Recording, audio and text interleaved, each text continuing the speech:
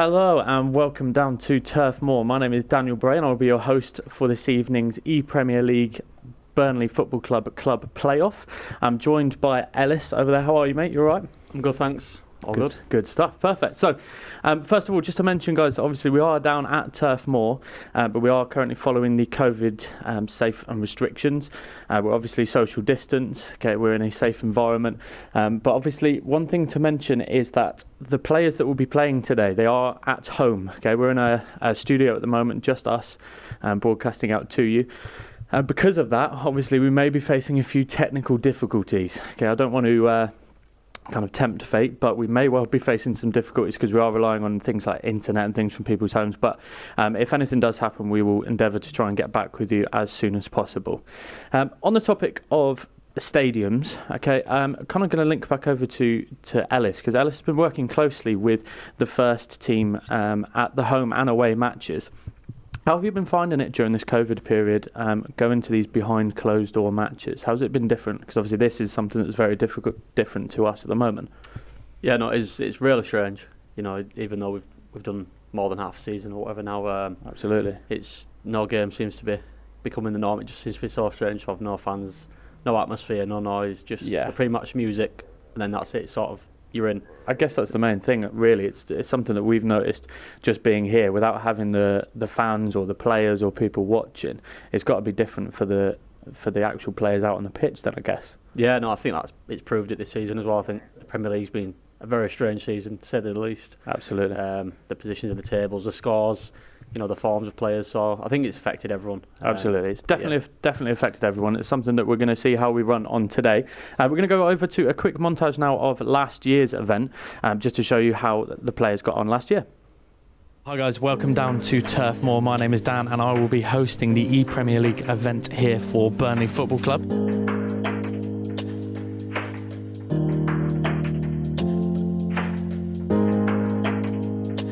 I think last year you could get a lot more goals, this year not so much. I think a lot of decent players from last year have not been as consistent, you could say, this year. Yeah, just feeling the pressure of the number one seed this year. I think that's the big difference. So there's a few changes to this year's tournament. Some key learnings from last year, which is always useful. But the qualifiers was vastly the same, with top-seeded players qualifying for the playoffs, which is now the first one taking place today. This is big for a lot of the people. They might not have experienced this before. You're sat right next to the person you're playing. You aren't sat at home in your normal setup. So it's a lot for the guys, and you definitely see the pressure taking its toll as the tournament gets deeper.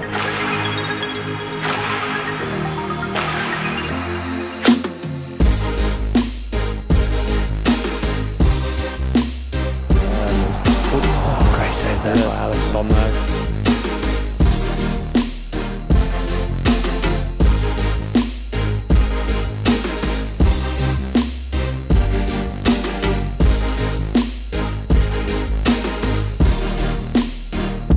Welcome back to our semi-finals, where we're going to be looking at the Xbox. First of all, we're going to see Brad versus Sam in the first half, and then we're going to watch the second leg over on the PS4 side of the bracket, where we're going to see Shake versus Drills. It's definitely starting to get a feel for it now. It's been a stressful one. It's been quite cagey. Looking over at the players, they're sat opposite each other. I see Brad at one point took off his headset, he sat down, Sam stood up. Because these are the things that start to come into play in a tournament like this. You've got the mind games. As we see, a lovely ball, and Aguero puts it in. That's a great finish. Equalises 1-1. Great finish there from Luke. Get in, Sammy.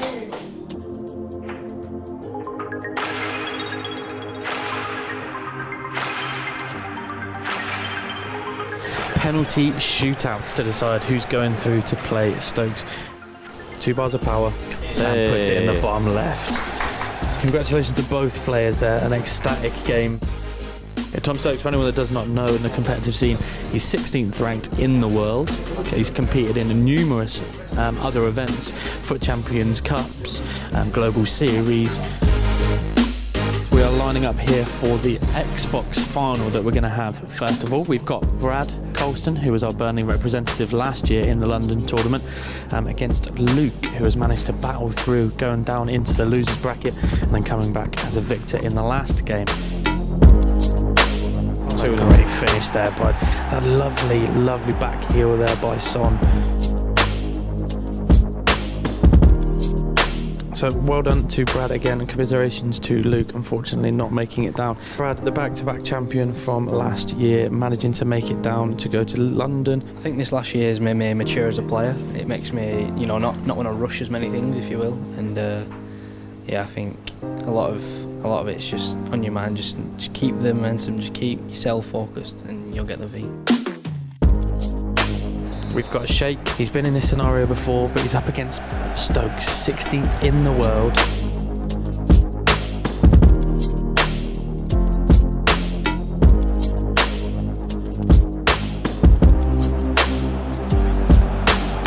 Stokes has started right, and he's gone to ground this time. David Luiz. Oh, David Luiz going to ground again. We saw a very similar occasion like that in the first round.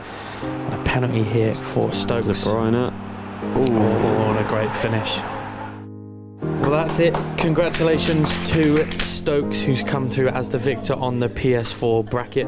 Stokes, how did it go, mate? How did you find the game? It was tough. Throughout the tournament, I think I had quite not an easy route, but it was comfortable. But that final was nothing. It was so hard, but I just got the penalty and I got the win. So. Yeah, absolutely. I was going to say, someone that we've seen around the competitive scene for quite a while, and a lot of big games like that. How did that compare to some of the other competitions, the Champions Cups that you've played in before? No, like I said, that was right up there. I had to completely just be completely zoned in and just try and get that win, and it worked out. So that is it, guys. Thank you very much for watching here at Twitch, the ePremier League event for Burnley Football Club.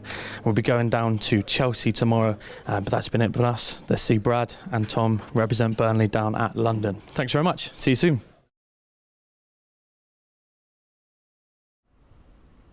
Hi guys, and welcome back down to here at Turf Moor. We had a little insight there into last year's winners, and obviously who went down to represent Burnley at the live finals. Obviously were held online, so a little bit different last year as well, but hopefully they'll be looking to go down to the live event this year in March.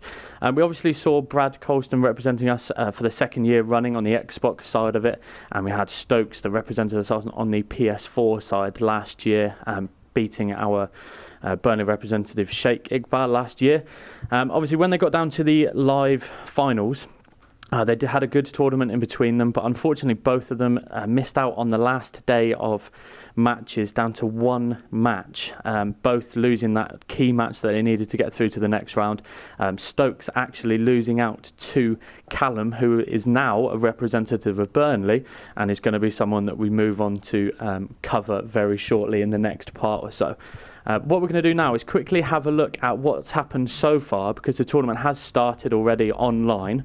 This is the PS4 group that we're going to be talking about fairly quickly. And first of all, a word of warning, there is some high scores in this bracket so far. So we've got Callum, who I've just mentioned before, coming out victorious over the two legs over Kenny W, 6-0 victory there. Atkinson, who we will see later on, mentioned quite a little bit, winning 7-1 in that first round winners bracket. And then Callum versus Atkinson as that next bracket to come through to the semi-final. Callum was the victor in there.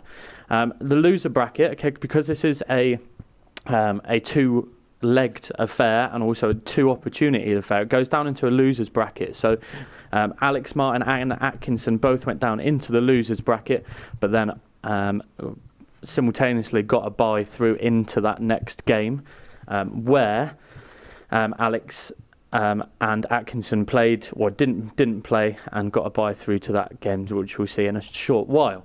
On the other side of it, on Group B, we've had Burnley Sheikh, who was our champion in the 2018 series.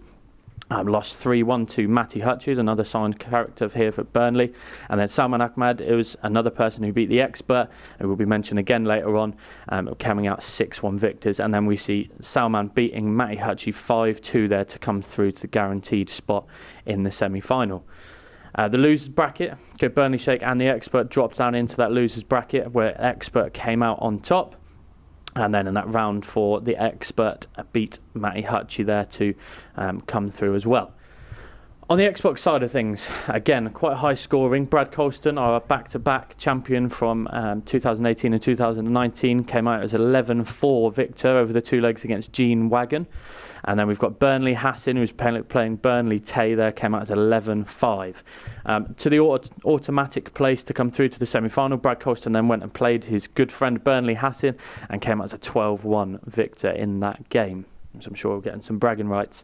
Going into the losers brackets, those two players obviously dropped down. We've got Gene Wagon and Burnley Tay. Really, really close affair here. Unfortunately for Gene Wagon, Burnley Tay managed to come out as a 1-0 victor. He then went in to play Burnley Hassan, who dropped down into the losers bracket. Burnley Hassan cleans that one up at 12-3 to join Colston into the next round. Going through finally into Group B, into the winners bracket. We've got Techers, who got a bye in that first round, and we've got Burnley Ashy versus Burnley DS. So Daniel, unfortunately, losing in this game 7-1, and then we see Techers coming into his first game. It would have been against Burnley Ashy and losing that 4-1. So Ashy goes through as the automatic qualifier there. Burnley DS dropped down and got that bye from the absence on the other end of the pitch. And then we've got Techers that came back in because he dropped down after the loss, and he managed to become victorious against Burnley DS. So Techers joins that very strong task of coming into the Xbox side of it. And here we've got the PS4 semi-finals. These are the first games that we're going to be showing on very shortly.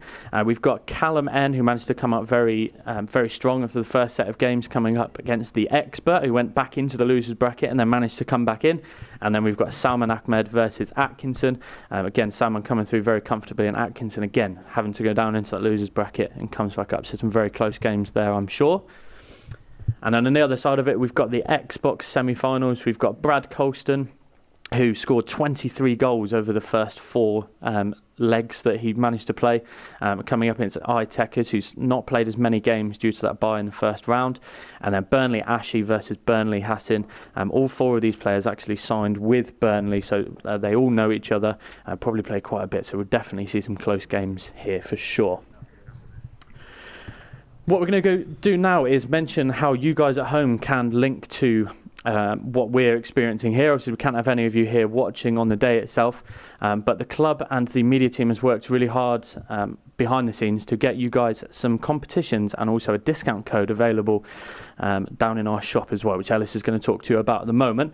The main one for you guys that have been playing FIFA Ultimate Team or may just be a football fan itself, as your opportunity to win one of these Team of the Week foot cards signed by the players themselves. So they've come down, but a lot of the guys here at the team play FIFA. These are really, really sought after items, and if you want to enter, just go to that website at the bottom, which is go.burnleyfc.com/EPL comp, and then you can read all the terms and conditions on there. As you said, we do also have a discount available at our shop at the moment, and Alice is going to tell you the technical details and what exactly you've got the discounts on. Yeah, so the club are currently running a 25% discount code in the Claret store, and it's on the walkout jackets, which Dan is wearing and modelling himself. Thank you very much. And the warm-up tees, which he also has on. And the code you use in the checkout once you've chosen your items is ePrem21, and that's a 25% discount. Great stuff. So that one's available until tomorrow at midnight. So definitely, as soon as you've watched our stream, head over there. Anything you're looking at, wanted to get any of these items, then please go for it. What we're going to do now, we're going to go over to a quick short break, and then what we'll be having as soon as we come back will be our first PS4 semi-finals, and our first half that we'll be watching will be between Callum and the Expert. So see you after this short break.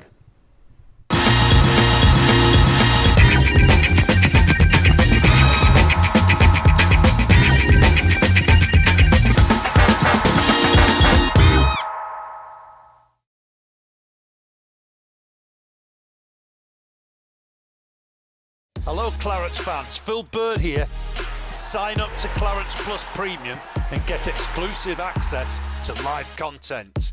Join me on match days for live audio commentary, keep up to date with live press conferences and watch live academy games as well as annual events. You'll also get exclusive access to selected on-demand videos. See it first only on Clarets Plus.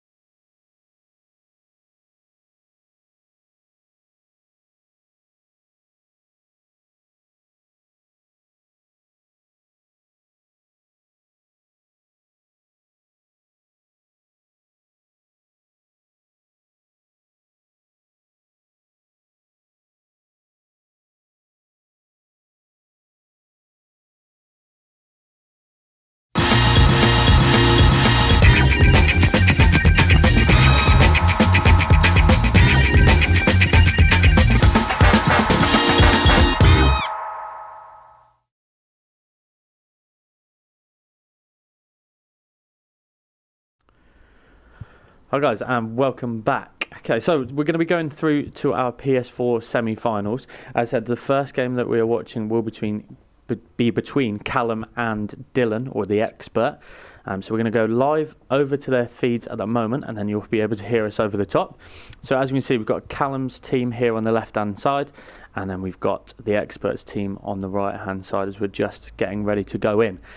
Okay, so it's going to be probably quite a common theme of this one, Ellis. You know I like a prediction. Going into this, seeing the form of both players coming through. Obviously, Callum getting straight through without going down into that loser's bracket. Expert, having been here before, but also having to go down into the loser's bracket. If you had to pick someone, who were you picking this time? I'm going to go for expert, a bit of experience. Okay. Been here before, yeah. Done it. Might just pull him through. Absolutely. To the next round. Yeah, this is the thing. When you get through to these kind of stages, guys, these guys have been here before. Yeah, Callum has represented Tottenham Hotspurs. He's now come into our Burnley. He's been signed on by Burnley. He's been someone that's doing really well for us across the scene. But obviously the expert has competed in a lot of these tournaments at the stadium before. He was here back in 2018 to 19, and he was back in 2019 to 20 season as well. So these guys definitely setting up for a really good game. So I'm seeing a team here, obviously lots of players, very similar, lots of stipulations on which kind of players you can see. Reece James there playing at centre-back. You've got Lothar Matthäus used as the icon, which is very, very good to see. And Didi, that UCL or UEL version there in the middle of the park as well. It's going to be really interesting to see who stands out here as we get into this first match. So we've got Callum here playing in the home Burnley kit, playing from left to right. And then you've got Class on grass, which is the experts team, the team that we saw at the moment with Lothar Matthäus at the back. And we'll try and give you a little bit of an insight of who Callum has got as well in his team as we look through. So he's playing down there, early doors. Oh my word, what a start that is.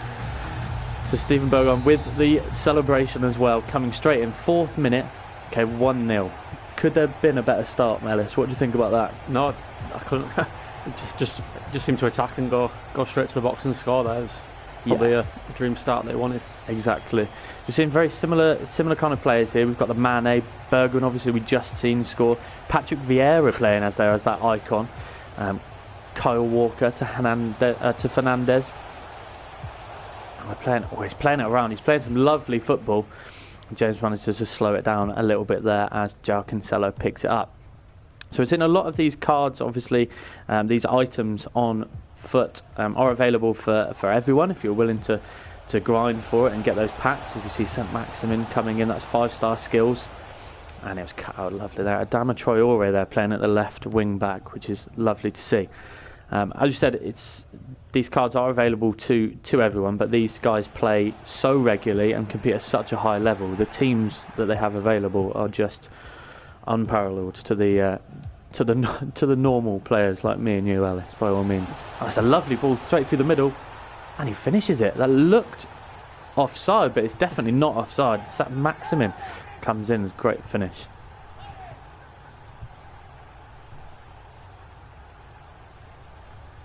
I think St. Maximin's definitely someone that we're going to be seeing quite a bit of. That freeze item, 86 rated, so he fits nicely into the squad parameters that had to be met. Obviously 2 icons also available if you wanted to use them. So we've got Patrick Vieira being used by Callum, and then that Lothar Matthäus at centre back as well. And Mane out here playing a wide right wing role, passing out to Adama Traore. And then that Bruno Fernandes. We don't know what version of Bruno Fernandes that is. There's so many available this year. And then Rashford, intricate play and a good tackle there. Can't help but notice as well on Callum, he's got a kind of fairly well-known striker of R9 playing up front, that icon card. So it's these guys are playing with the best of the best, and some of the football on show is great as well. Oh, and that's slightly offside there. What's your thoughts, Ellis, as we get kind of into the 20th minute or so? What are your initial thoughts of kind of how it's moving? Is anyone standing out, any particular player, or how's it looking for you? Callum's certainly enjoying a bit of the ball. Yeah. plenty of possession. I must say, I've never thought I'd see Brazilian Ronaldo in a Burnley kit. Yes, something up he's front, probably but- dreamt of, I imagine. So, but no, it's been a quite good game, 1-1. And, Yeah. and, It's the things we notice as well when you look at the top end of FIFA play. It's the tactics. Okay, changing the tactics, which we'll go through a little bit later on. It's Rashford, a lovely stop and turn there. Looks for the pass, does get cut out. Kante picks it up though, lovely. Mateus, oh, that fake shot onto his right foot was perfect. Just missing out on that finish there. As you said, it's those tactics that are utilised by the pros, by these guys at the top so well. You see down in the left-hand corner as they're bringing up their attacking line or playing the offside trap. It's really good to see, and that's kind of what it takes to the next level for sure. That's Kyle Walker here, that centre-back version. Patrick Vieira. Bergwijn looks like he's playing almost a centre-mid kind of role, that freeze item. Rashford playing up top with R9. And then Kante's picked it up. Lovely. I said both of them, correct me if you think different on this, Ellis. I think both of them look fairly comfortable. Looks like they're adapting to playing on stream quite well. No kind of real panic stations at the moment anyway. yeah, no, definitely. I mean, we spoke a bit before about them being in their environment and you know, being at home, being where they play every week, every day. So maybe that makes a difference this year. That's a lovely feat. Here, but yeah, like you said, they both seem to be enjoying the ball when they're on it, and it's been a good competitive opening 33 minutes. Yeah, absolutely. I said there's something you've got to take into play. These guys are playing from home in the comfort of their own home. As you see Mane passing it into Bergwijn again, looking to open up some space. Oh, had a little bit of space there on his left-hand Nick foot. Pope with a great save, something you see every week. Absolutely.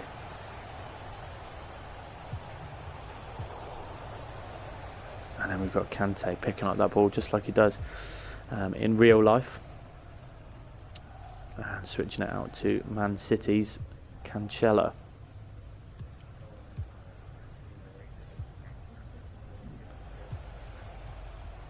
And just a quick update as well from the other leg, which was between Salman and Atkinson. Salman is actually 3-0 up at this point, so about 40 minutes in over there as well. Salman is 3-0 up. So the closer game here at the moment. Let's see whether Atkinson can start to pull back that lead as we make a run through the middle there. I managed to stop. I think with the normal things, with me watching, I'm going, oh, there's a pass there, there's a shot there. Okay, it's taking your time, making sure that when they do shoot, okay, that ball always ends up in the back of the net. As you see Fernandes, and it goes out for a throw there.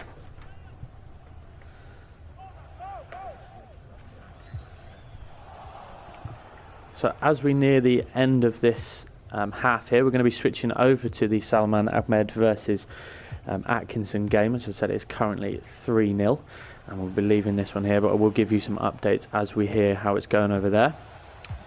As Lothar Matthäus moves through. Lothar Matthäus, that centre-back role, is playing a very attacking position, more than comfortable with the ball, as it's cut out there from his pass into play. And that's half-time there. So we're currently at 1-1, as you see the players on screen, both taking a little bit of a breather, okay, wiping their hands, okay, making sure they're ready for the next half that's coming into. I said that. How important do you think that being at home factor is for some of these guys? Do you think it's going to be a positive? Do you think it's going to be a negative? Well, how do you think it's going to play? I think it could vary really. I think some would probably prefer being sat opposite their opposition and a bit more competition, but it looks like we're on. Yeah, I think it could definitely go either way, as you said, as we go into Burnley Salman versus Atkinson.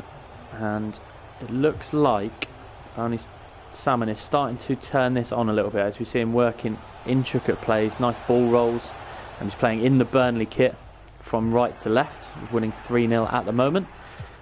And then in the white kit is Atkinson, who will be playing there. Who again, we need to remember, guys, these are top of the top. They may well be fairly comfortable at the moment, but these guys are very, very good players. There's a ball to the back post there. And that looks like Curtis Jones there, that future star item on foot that's out at the moment. Curtis Jones of Liverpool is managing to get into some of the teams, which is great to see. De Bruyne into Fernandes. Werner's through. Oh, That's Werner, one of the first times we've seen Werner today.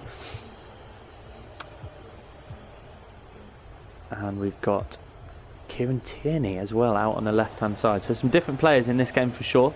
We've got Joe Gomez at the back here, switching it out nicely to Tierney. A lot of width shown by both teams, which is what both games as well, which you've noticed well. And that's a lovely through ball. There's a person in the middle. If you can find him, he doesn't need him, goes for a shot.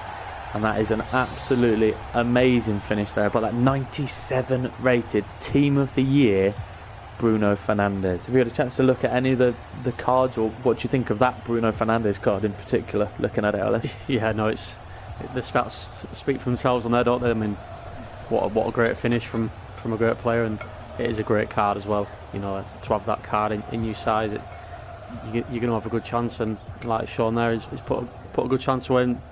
Can't say put the game to bed, but you know he's in with a good chance now. Yeah, he's with an hour gone. Definitely in with a good chance. What we're actually going to do is, because we have had a goal in the other game of the PS4 side, we are going to switch back over to that one and just leave that one how it is at the moment.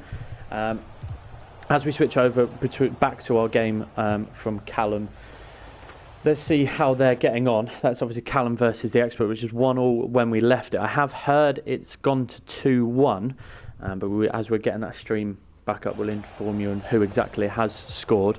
But as I said, that 97 Team of the Year item, that's but a dream.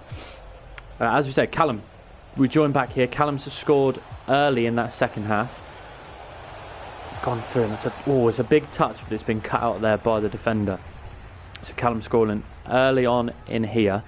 If you're Callum now, or thinking about what he should do in this scenario, bearing in mind it's 2 legs, okay, do you go for the kill? Do you try and get those extra goals, Ellis, or how do you play it from here? As a damage on, he tries to get onto it, but gets cut out there by Reece James. Yeah, I think you've got to try go get another. I think sitting back, and the players are that good that they can come and damage you and hurt you and end up taking the victory. So I think he's got to go and push to get a third. Exactly. I think that's what we've seen so far anyway, especially in the online games that's happened before this stream went live. There's lots and lots of goals, and I think players will push and try and score this goal in this version of FIFA for sure.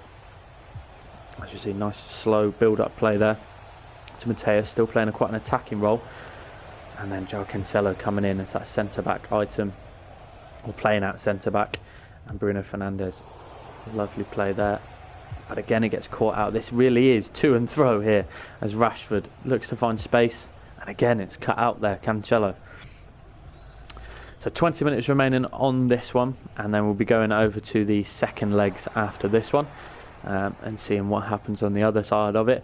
Just to remind you guys, if it is all square at the end of both legs, we'll be going to a golden goal, and obviously if the golden goal, if we don't have any goals after that, you know what will be coming after there, but hopefully we'll get and avoid that. As we see Walker playing in quite an attacking role now, and Ronaldo, that R9, it's a lovely touch into the right hand side, but unfortunately gets caught up there as well.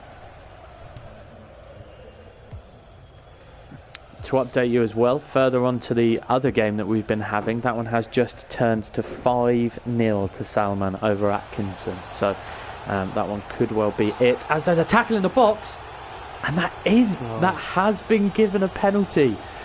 Quick VAR, Ellis, what do we think? Yes or no? I think he's sat on the fence. Yeah, he's going to have to give it. He's sat on the fence. It's not Nick Pope, is it? It's Edison in goal. Yeah. Fernandes to take it. Always been saved. And that Edison in goal, managing to save that. Looking like Nick Pope, I'll give you that. Simply because he's in the Burnley kit himself, but it's a great save there. Tried to go down the middle, maybe tried to make the keeper move, and we'll see whether that's a mistake that Atkinson may well, or the Expert, sorry, may well kind of fall back on. So that could have been where I got back into the game. But he does manage to pick up the ball up here. You see there's a very high line there from Callum. He's 2-1 up, but has almost got all of his players on that halfway line. He's not dropping deep, as he tries to slow it down a little bit here. Rashford in the middle. Again, with about 8 to 10 minutes here, he's got to think about what he wants to do, and he gets a lovely space. did think that went in. I'm not going to lie to you. I thought that had gone in. And here we go. We've got Nick Pope on this side of Turf Moor, playing for the Expert. He's got about 5 minutes left of this game, and we'll see who can come out victorious going into the next leg. As we said, it may well all be over, especially for this first leg in the other side of the PS4 group, which is currently 6-0 now to Salman over Atkinson. So we'll keep you updated, and then we'll obviously have a little bit of each game in the next one, but we definitely want to be staying here for the last 5 minutes or so here, just to see whether Expert can get back in the game. It's Callum with the ball, and he gets R9 gets bullied there by future stars Reece James. I'm sure Reece James would be ecstatic with himself hearing that he's just bullied R9 off the ball. And Reece James here going into stoppage time. Do you think we see anything late here, Ellis? We have to make a light prediction. No, I think that will be it. I think that was it. Callum is going to come away with the win. Yeah, and I think he'll be happy with that, especially in the penalty definitely. scenario. I think it's definitely a positive for Callum there. Obviously conceding that penalty wouldn't have been ideal, but Edison coming up strong for him there and making sure that he gets that win in the first round, going through holding a 2-1 lead into the second leg. And as we said, I believe Salman was victorious in the second game that we watched a little bit of, and he was 6-0 victor. What we're going to do is, because this game that we've just watched, the one between Callum and the Expert, is so close, we're actually going to stay with this game for especially the first half, just to see how this one's been getting on. But as usual, we will be keeping you up to date with what's happening with Salman and Atkinson over in that second leg. Talking away from the players itself now that are at home, Ellis, anyone that's kind of stood out in regards to foot players, or in real life players as such that are playing on the game, anyone that's stood out as having that little bit of extra something that you've seen already, maybe made a difference for someone? I think the Bruno Fernandes, Team of the Year card. It's, apart from missing the penalty, you can say. Yeah, no, I did see a penalty save, but I think St Maximum's been quite lively. I've seen him a couple of times as well. Very good, yeah. Obviously a great player in person as well, but yeah, no, I think he's been quite lively. The one that did disappoint was Ronaldo. Yeah. I thought he was fairly quiet. Yeah, Didn't see absolutely. much from him. Yeah, we have seen Reece James almost put Ronaldo in his back pocket, which you wouldn't have thought we'd hear. Quite disappointed in him, but yeah. Yes, a lot definitely to come in this second leg. What we're going to do now, we're going to have a quick recap on our competition and also our discount code that you guys have got running at the moment. Just to remind you, okay, this is what you can win today by going to that web address down at the bottom. That's go.burnleyfc.com/EPL comp. Okay, it's your opportunity to win one of those signed foot items. Obviously, we talk about these cards, 97 rated, the higher the better. This 84 rated and 82 rated cards are the best players for Burnley. Okay, the best of the best that we've got. This Team of the Week performances for their great performances, and we've had them signed for 2 lucky people to have a win. So please go to the website and have a look at your terms and conditions. And then also, remember, just go into that website at the bottom for shop.burnleyfc.com to win yourself some of the outfits that I've got on at the moment, which is the walkout jacket, and then you've got the training t-shirt underneath that you can go and use the code ePrem21 for 25% off. Okay, so while you guys have a little bit of think about which one you're going to buy from the shop, we're going to go to a quick break, and then we'll be joining Callum's game with Expert and that next leg of the PS4. Thanks very much.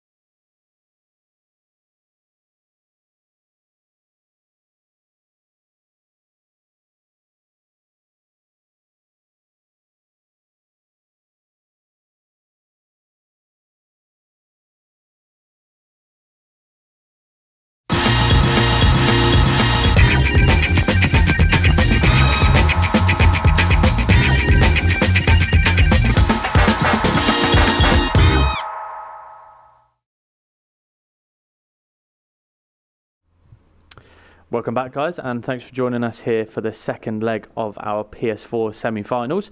As I said, we will be going straight to Callum versus the Expert, which is currently 2-1. We had a last-minute goal over in the other game between Salman and Atkinson, which was 6-1. So who knows? The comeback may be on over there for Atkinson. But first of all, we're going straight into this nice close encounter between Callum and the Expert. Again, Callum playing from left to right in that Burnley home kit.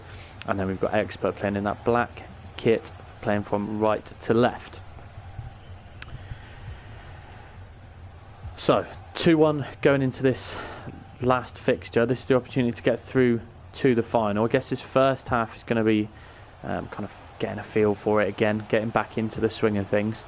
Are you going to stick with your prediction, Ellis? Or, not that I'm giving you an opportunity to change, but would you like to change if you can? As Ronaldo again loses out to Ndidi there, who's dropped back into centre back. No, I think I'll stick with. Going to stick with the it. Prediction, yeah. Great to see. That's St Maximin, as you said, lighting up the pitch at the moment with his quick feet. And Kante to Mateus. He's coming back. It looks like, okay, to me, it looks like Ndidi's dropping back into that centre back role, playing into a 5, and then maybe Mateus coming forward into that centre mid role, which is where he was comfortable playing back in the day. And Ndidi dropping back in there and doing a shift, which is also great to see.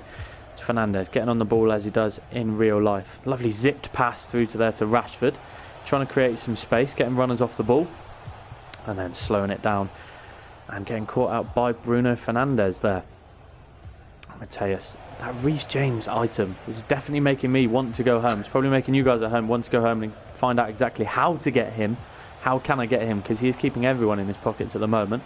As Vieira spreads it out to the right hand side with Mane. Normally playing the left side in as he goes through. That looked, oh, it looked offside, but it's definitely not. There's a little bit of keeper movement there, which is something that was introduced a couple of years ago. Tried to cut out that Ronaldo shot, but that's the top of the top there. It's quick ball, quick feet. Yeah, it's even fooled us thinking that things were offside. An absolutely great goal there by Callum. Commentator's curse there as well, just so saying Ronaldo had been quite disappointing in the first leg. Exactly, so you're to blame for how Ronaldo's scoring that. That 94 rated middle version of Ronaldo, which is, again, we're talking millions here of coins, but these guys, as I said, have won so many different things. As Rashford looks to get the ball.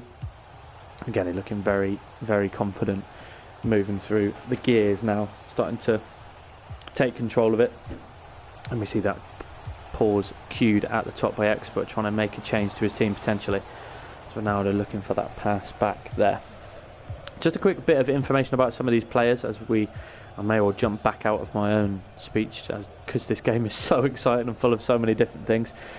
Callum, as you said, was representing Tottenham Hotspur last year at the live finals and actually beat our representative Stokes in the PS4 leg. We see Expert. I'm just going to slow myself down here. Coming through. Edison coming out there. Edison playing really well. Managing to control it. Make sure he's not making any silly mistakes here.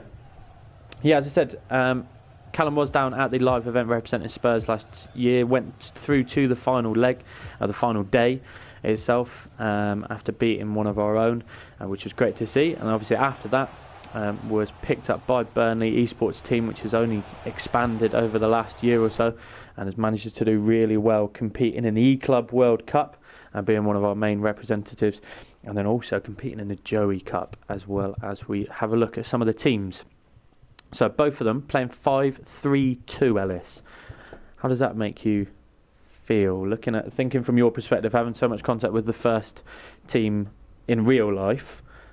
Can you see Burnley playing a nice 5-3-2, something like that? I think we did a couple of years ago. We played it. I don't think it went too well, but it's in the Premier League. It does seem to be coming more and more often. Yeah, fives back, especially like Sheffield United. It's there. They've promoted from League One up to Premier League using it. So yeah, I think it's that attacking wing back idea, isn't it? Having and those the guys overlapping centre backs. I think so many more teams seem to be doing it. I think a few years ago you'd say it was crazy, but see Chris Basham, up at the byline. Exactly. It's something we're not used to, but Chris Basham doing his job for sure. Has lovely play in there. And then Reece James again. Reece James. How many times are we going to mention Reece James picking up the ball? We have a slight update as well. I know a lot of you will be thinking how the other games going on in the PS4 bracket. We did potentially see a little bit of a comeback potential coming on with a 6-1 at the end of that red, and that is currently 10-1 to Salman. So that also might have been a commentator's curse. The comeback doesn't seem to be moving at the moment as Edison picks it up nicely there. So it looks like Salman would be going through into our PS4 final, which we'll be playing later on tonight. And at the moment, if it stays this way, then Callum will be joining him and playing, which would be an absolutely great game. But I do think there's more goals left here itself. Great ball through there, but Reece James is there to clear up. Looking over onto the other side then, obviously I talked a little bit about Callum and his background of what we know about him, representing Spurs, now signed as a player through the Burnley team itself. The expert, get exactly the same. Yeah, exactly the same in regards to he is a Burnley representative. He signed, has been competing into our teams. Dylan has been playing really well this year. Has also, under a different name in 2018, competed and got through to the final of the PS4 bracket of the club playoffs. And then he was here last year competing as well. So it's someone that has been around the blocks. As Callum picks up the ball here and picks it with Mane, runs to the byline and passes it straight back through. It's a great finish by Rashford. The little gap appeared there, and Marcus Rashford, as Callum takes a little sip of water there, just as almost getting clear now, that in-form Rashford. But yeah, as you said, these are both boys that have been through the ranks. They've played a lot of games, both signed on with Burnley this year. It was always going to be close games here, but it looks like Callum is starting to take control, and his players like his Ronaldos, Rashfords and stuff are really starting to cut out play.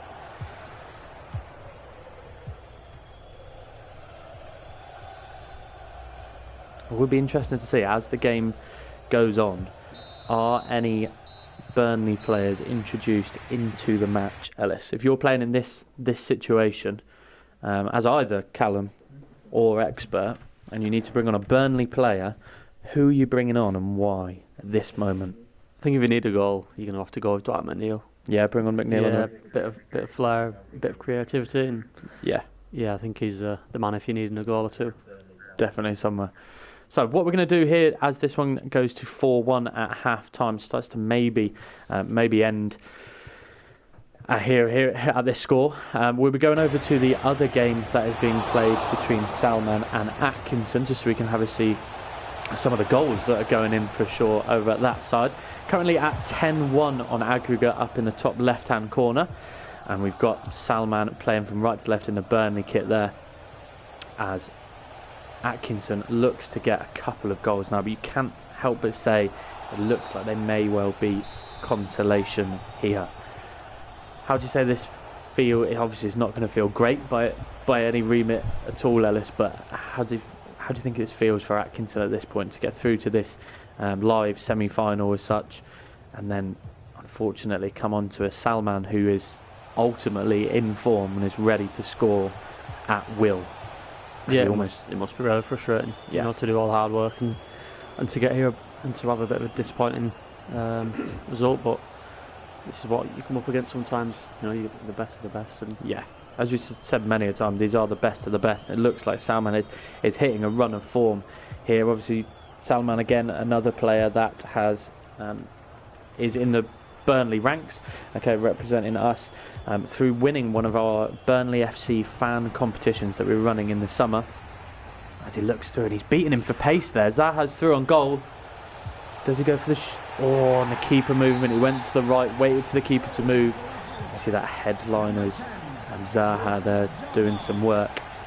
I was going back to say Salman winning that Burnley FC FIFA fan competition on the PS side of it, and managing to be picked up by Burnley Esports, and then from then actually represented the club, like Callum on the other side, in the E-Club World Cup, which went really well for the club, and I'll be talking about that in a little bit more depth as this goes to 11-1. You can see here Atkins definitely throwing the kitchen sink at this point. Okay, you may as well, but Werner looking to control it really well. De Bruyne, Fernandes, Oh, Pope's done well there to not get that ball robbed as it goes up for a goal kick.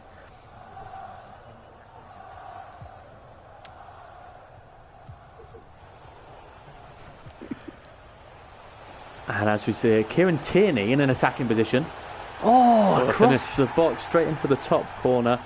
Okay, that is something. It looks, to be fair, it looks there that Kieran Tierney may well be mixing up some pancakes potentially, which some of you may well be doing while you're watching this. So feel free to enjoy your pancakes, as Kieran Tierney was definitely enjoying there as he puts that one into the top right corner. And let's just slowly cut out there. Nick Pope. It's great to see Nick Pope representing the Burnley boys here. I'm actually trying to see who the icon is in Salman's team. You'll have to help me out here, Ellis, if I can. I think it's catch defender because defensive role. Vieira's dropped back into that centre back role, isn't he? As you do. Madison there. That's an interesting pick. He goes for a free kick. 30 yards out. It's definitely a long way. Can something special be pulled out here? 12-1. Unfortunately, Nick Pope jumps in there. So as we come down to the end of this match, so Salman will be moving forward to our PS4 final, and that will be later on today after we've gone through and done the Xbox side of things. There's 2 minutes of added time there. It's been a very comfortable showing from Salman. 6-1 in the first leg, 6-0 in the second leg.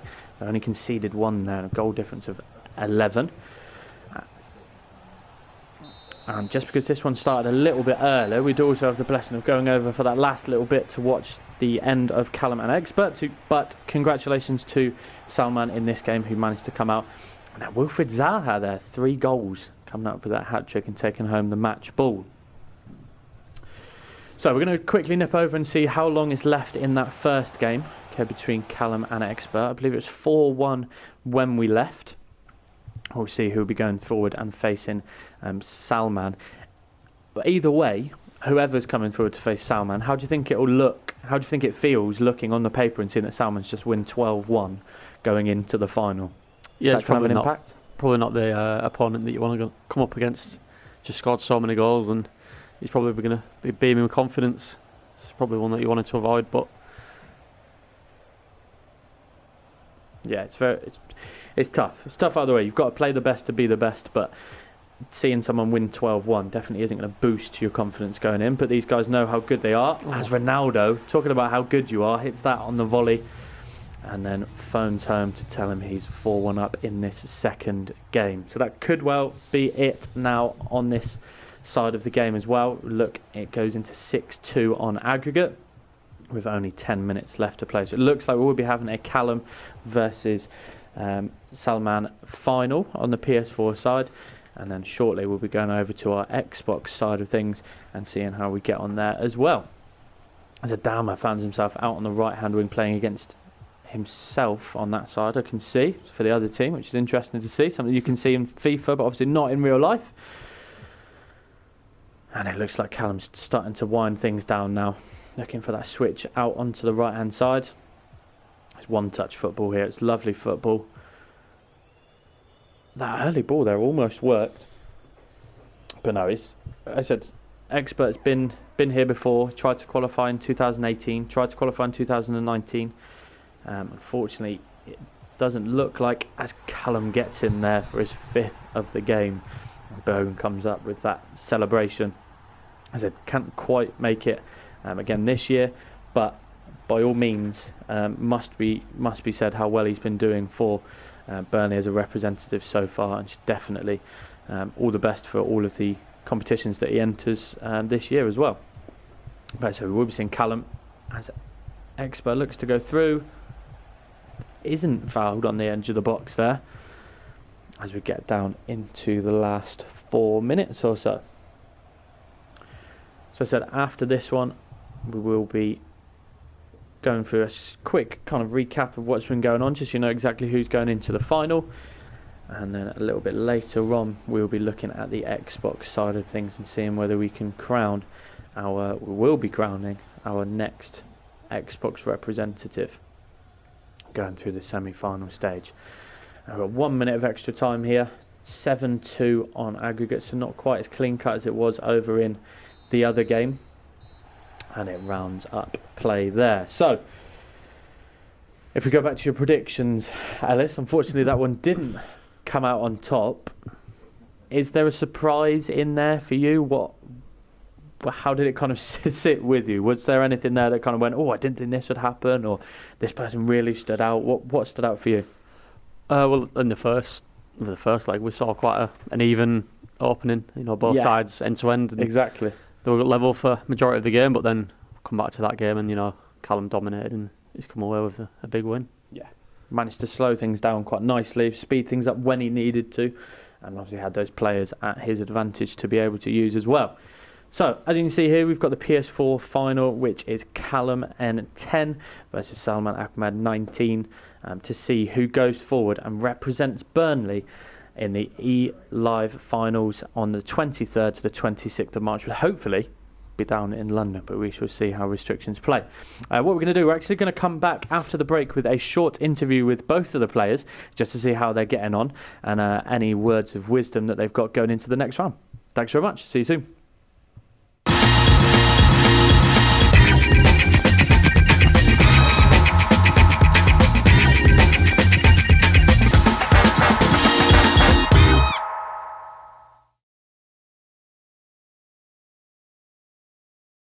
Hello Clarets fans, Phil Bird here.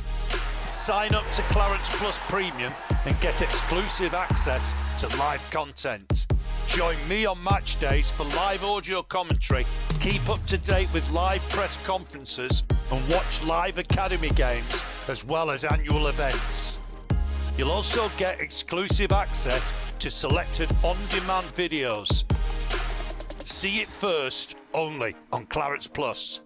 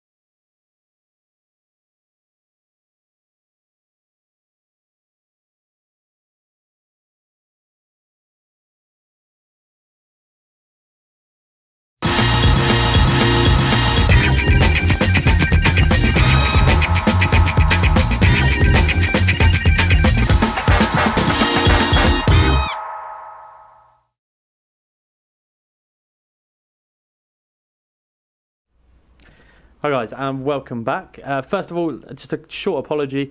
We didn't manage to get through to the interviewers just because of their technical issues, but hopefully we'll be doing some interviews later on with the winners of the Xbox semi-finals before their effort. But we are going to go back and have a look at the scores. Just a quick recap of how they got on and saw how Callum and Salman got through. Obviously in the first game that we watched is Callum versus Expert. That was 7-2 and Callum coming out quite a confident winner in the end. Started quite close there. Then in the second game that we saw, Salman Ahmad versus Atkinson. Salman looking incredible, nothing short of incredible, coming through 6-1, 6-0 victors in those legs. So Callum and Salman will be back later on to go through and fight to become the representative for Burnley on the PS4 side. But now we're over on to the Xbox semi-finals. We've got Brad Colston, who is our back-to-back representative from 2018 and the 2019 tournament, versus Techers, who's another character to sign on with Burnley as a representative. And then we've got Burnley Ashi versus Burnley Hessin, who's both been in great form in that early few games or so. And then we'll be seeing who comes through with that and then goes through to that final at the end to see who represents us on the Xbox side. Just a quick recap as well. Obviously, you can see down in front of us, we've got our illustrious boards that you could be winning. We've got the Nick Pope and the Ben Mee foot cards that you have signed. Okay, very sturdy. That's Ben Mee balances. I say sturdy and then folds it onto Ellis onto there.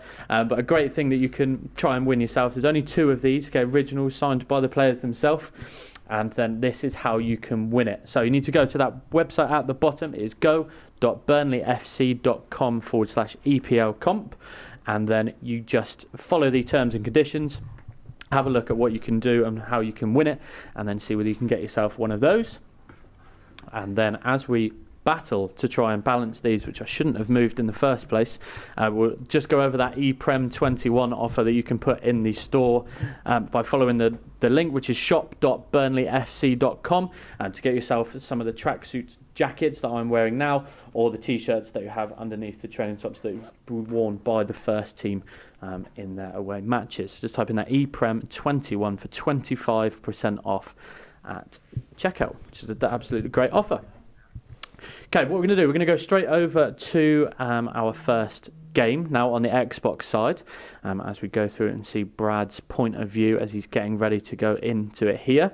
As a slight prediction, we're just having a few technical issues, so we'll kind of talk to you a little bit about what we're going to see and envisage in these next couple of games, as we see an outstanding record, by the way, of Brad up in that top left-hand corner. He's won 1,300 games this year, lost 133, so if that's anything to go by, if you want to compare at home how yours goes on by that, I think mine is probably negative in the wins to loss scenario. But going on from what we saw in the PS4 side, which was one very dominant display, one fairly close, but then becoming fairly dominant. How do we think these next games of Brad versus Techers and Ashley versus Hessin goes out, Ellis? What do we think?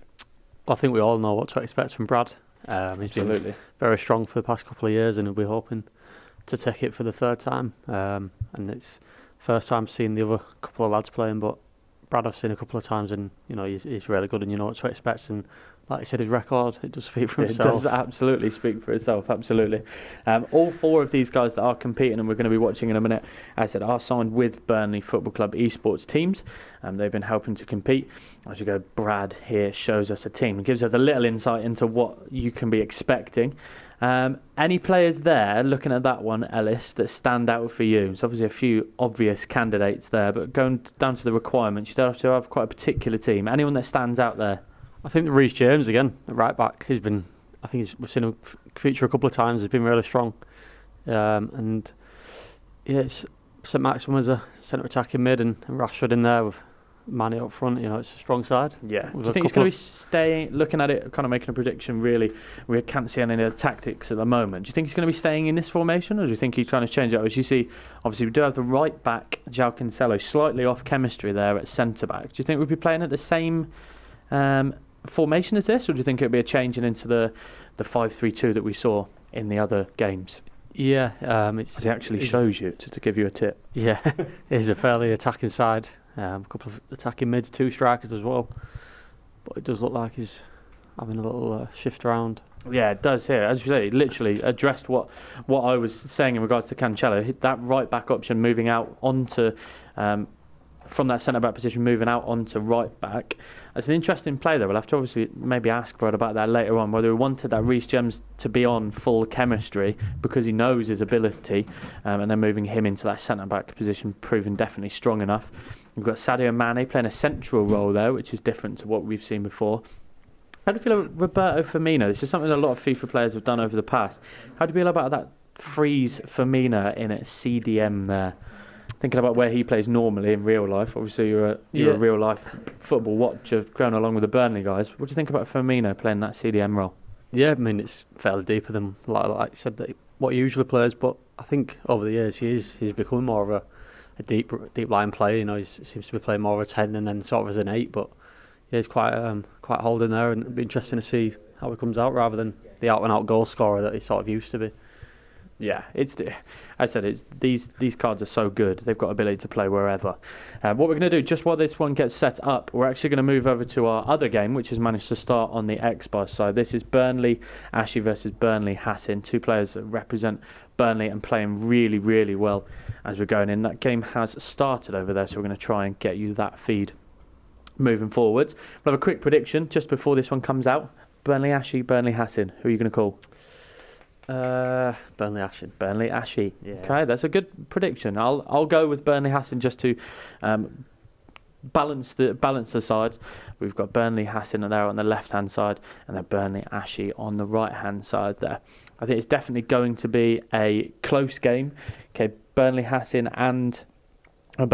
was someone that came through via that FIFA fans competition in the summer. Someone that qualified through that and then given a contract with Burnley Football Club, and then went on to represent Burnley in the FIFA E World Cup club competition. And then also Ashy, he also went to represent Burnley, at the FIFA E Cup World Cup competition. That's easy for me to say as I put my teeth in. Okay, so we see the team here of this is Ashy, sorry. We've got those are the red items there. We've got Thomas Souček in there at CDM, Nick Pope, they're that team of the week, that red items from Foot Champs. How do you feel about Thomas Souček coming in their CDM? We've not seen him at the moment. Yeah, it's funny when I'm a massive fan of him personally. I think he's a great player. He's a great player, and I've not seen him play on FIFA yet so far tonight, but it'd be interesting to see how he plays. He's took the Premier League a lot, so it'd be interesting to see how he goes on FIFA. He's definitely got the ability on the real life pitch, but we'll see whether that transfers over to the next. Nah, I love to see that, man.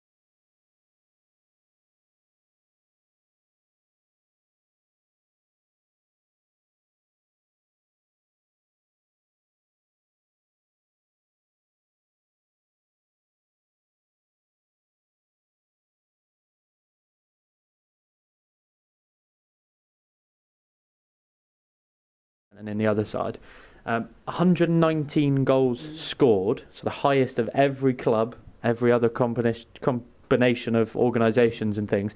What does that say about what we're going to see in this next few games or so, Ellis? Yeah, and obviously a lot of goals being scored, and obviously great attacking sides from both of them. Whether it's going to be an open sort of affair where both sides are sort of going for it, or they're both going to sort of sit back and wait for that first one. But it'd be interesting to see, two good sides and two good players. Yeah, absolutely. There might be different players, there might be different people that they've been used, but these guys are so used to playing with these teams. They're just they're the ones they use all the time, maybe, or they might have had to get them in for this because they've obviously got to deal with certain requirements. But we shall see how they get on. We're now going to jump back towards the Brad game because now we've cleared this one up. We're going to go and watch Brad versus Tekkers in this fixture and see how we get on and see whether we can get into this game of football while we sort the other one out, which we're going on. It's the joys of doing an online tournament during COVID, guys. So don't worry at all. We'll keep going as much as we can. You'll see there is a difference in there in between. You've got the 90 rated attack, for example, of Brad coming in against the 86 and that 82 defence, but then the 80 defence as well. So I guess it kind of equals out there. If we do a prediction here, then Ellis, we're looking at Brad and we're looking at Tekkers, we're looking at Tyler. Which do you think is going to come out prevail and look at the form of what you've seen so far? I'd probably have to go with Brad, just because of the goals he scored. I thought you might say that somehow. His previous few games, and past couple of years seeing him play as well. Yeah, I think it'd be very difficult to not look at Brad, the back-to-back champion, someone that's come in some great form, scoring so many goals. But I think it is also key to note that Tekkers is someone who is also at the top of their game.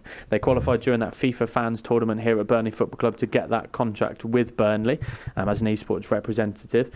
But apart from that, on the weekends during the Foot Champs Cups and Foot Champs competitions, Tyler or Tekkers is someone that regularly achieves really, really high scores around the world and is someone definitely not to be underestimated. So I think we're going to be up for a good game here.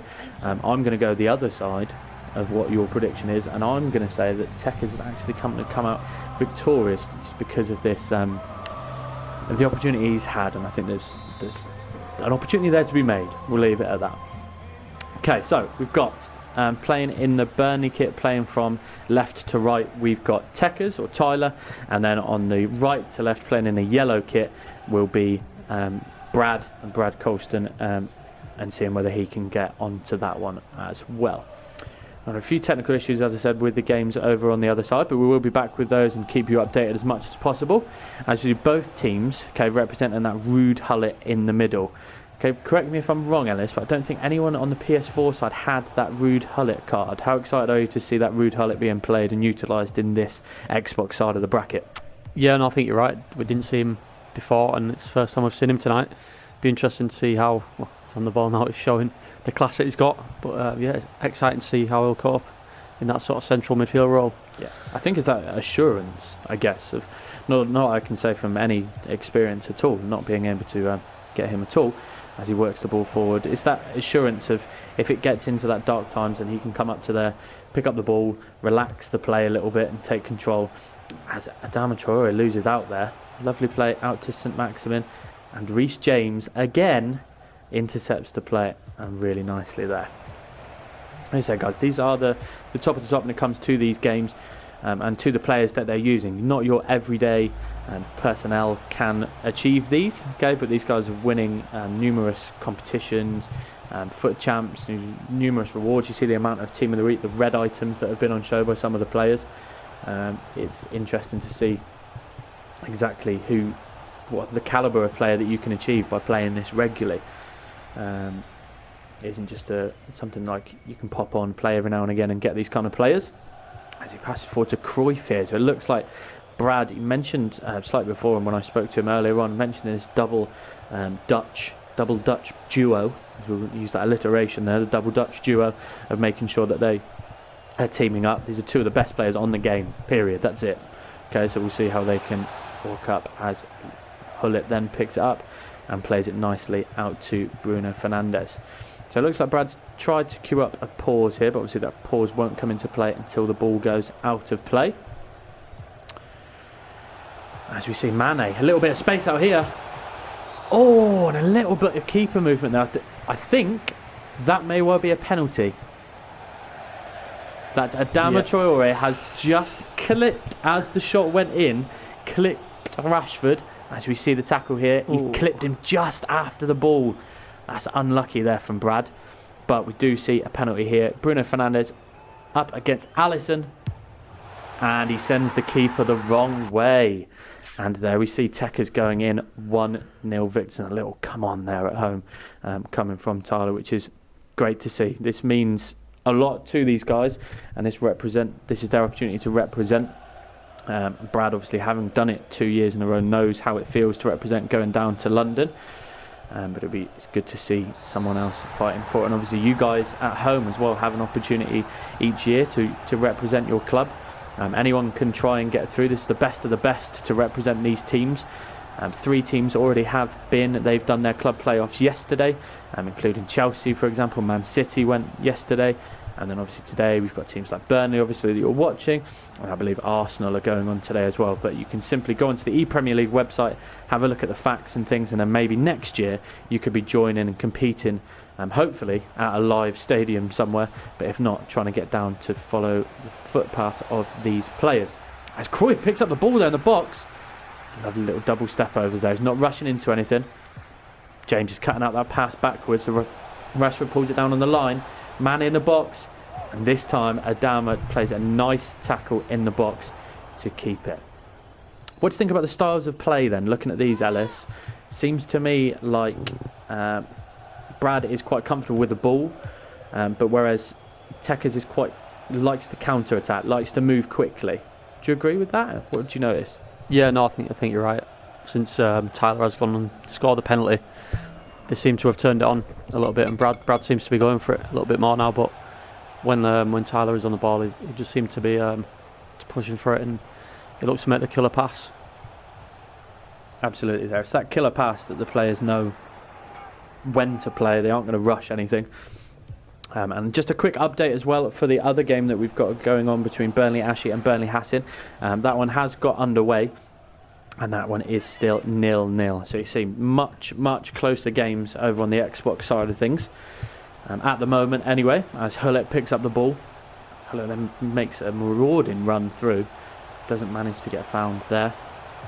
Tekkers starting to get a little bit more confident on the ball here. Slowing it down nicely, not rushing into anything. And then makes a little mistake out there. Alisson spreads it out to left hand side. That Adama Traore, I think everyone's had Adama Traore at left back at the moment. Ellis, correct me. Is there any other options that you can think of? Who would you be putting in? Maybe a Robertson potentially? Yeah, I mean left back this year doesn't seem to be a really strong point. No. It has been over the years. Obviously you got your Luke Shaw, Ben Chilwell's, but yeah, I think Traore is up there with his pace, his strength and power, and he's a great player to have. He's just passing it through there. It is a brick wall almost, but he's managing to get through nicely. It's a lovely spin, but does spin into the defender there. That's one thing to think about as well, guys. You might think about if you're a football fan, or if you're a FIFA fan, or if you're both. Okay, what corresponds onto the FIFA pitch may well not be what you might want to do, but it's good to see some of the guys here using players that they like as well as what's good on FIFA. But you need to weigh up the options. Obviously, you do have those higher rated cards, but with the specifications on the team building process during this tournament, obviously their number one pick may well not have been available. You could only pick 2 icon cards, for example, which could be any of the icons, depending on which you had available to you. You could do 1 95 plus rated non-icon card. You could do a maximum of 2 rated between that 90 and 94 mark within the Premiership, obviously, and then the rest had to be 89 or lower. So that's when you're looking at your St Maximans, your Cancellos, your Reece Jameses, those kind of players to fill those gaps, because obviously otherwise we'd be out with a full team of the year side, which is good to see some different players. As St Maximin works it into the box with a big touch there. That is very calm defending there. He manages to get rid, but not very far, as Brad looks to come back, but that is the blow for the half time. So it's a close game there. Okay, it's starting to see a little bit of stress on the players' faces at home as they're going, but fairly confident in the end from both sides. Ellis, did Tekkers' performance surprise you in any way? Going on what we saw from the pre-games of the likes of Brad knocking in 23 in his first game. Anything surprise you? Yeah, no, I think he did. I think he played very well, and probably the better team in that. Got the goal and then managed to keep the ball. You know, Brad showed a few attacks where it came close, but yeah, Tyler seems to be in control, and Yeah, he's doing well. Yeah, he's definitely both guys playing really well over there. But what we're going to do now, we're going to switch over to the other game, which is Burnley Hassin versus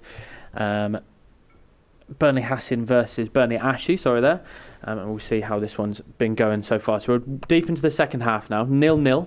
Okay, nice and close as we saw. We'll try and pick out a few of the players that we see. We see Curtis Jones there from Liverpool, that future star, and we've got Zaha being chased down by Van Aanholt. And just to make sure you're aware, Burnley Ashy is playing in the Burnley kit, the home Burnley kit, and then Burnley Hassin is playing in that white kit. As it's cut out there, looking for the counter-attack. Rashford moving it forward nicely. Overlap, and again, looks to put it in. And a great finish in the bottom left-hand corner there. Heung-min Son coming in, nice and calm, nice and collected. And then seeing that little celebration there. This is what it means to Hassin. It's a big event. It's 60 minutes or so in. It's been 0-0. And then that Foot Champs 88 rated Team of the Week red card that's been brought in from there. It's a great finish.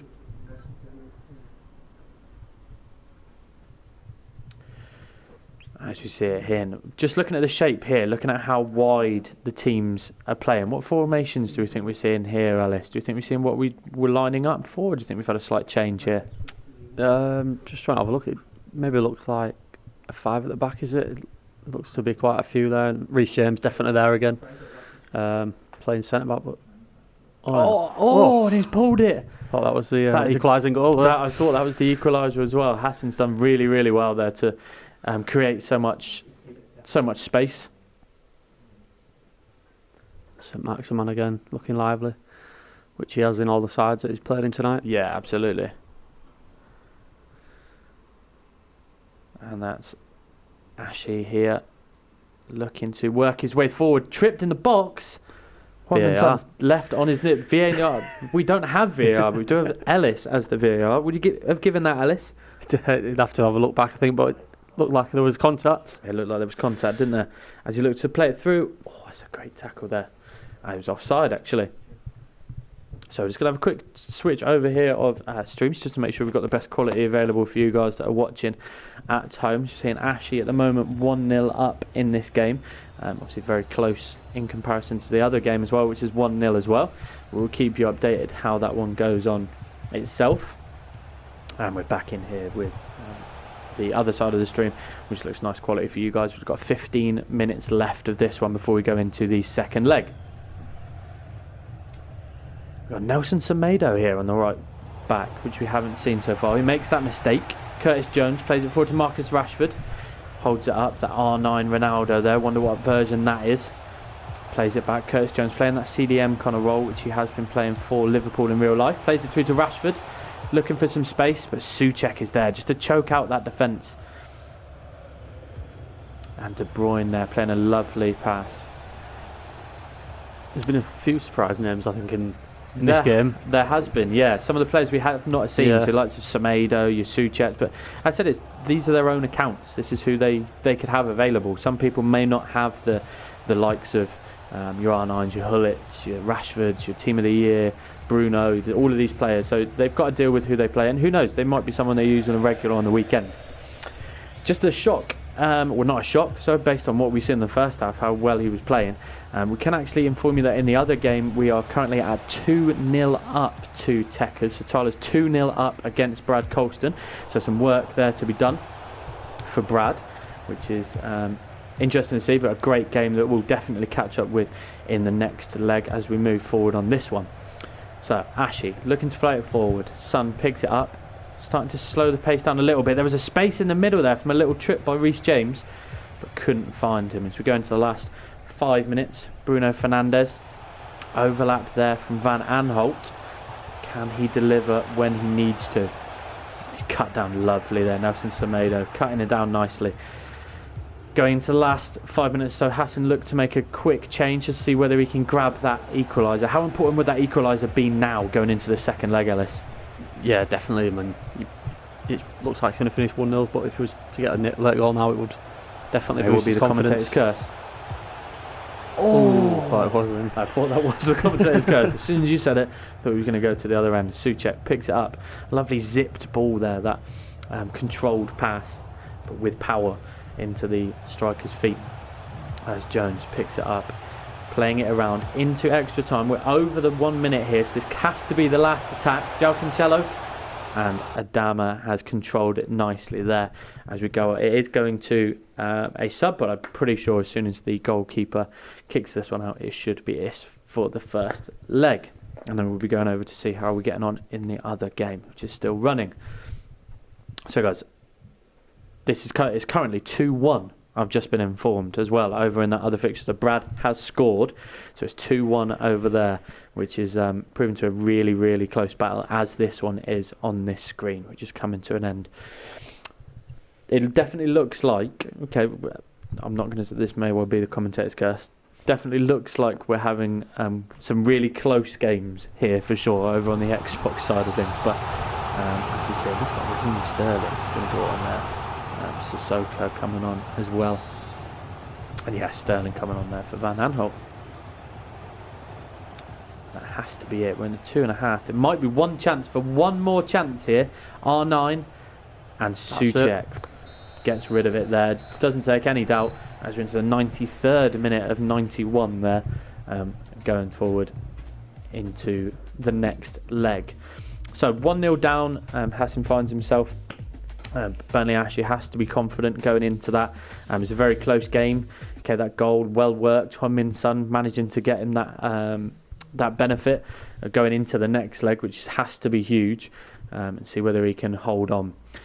These are the scores then at the end of the Xbox semi-finals. We've got Brad Colston, as we said, we keep on going over, is our double champ from the first 2 years of Burnley, looking to represent for the third time back-to-back. But Tyler, coming in, who's also representing... looking to represent Burnley. It's coming through the 2-1 victor.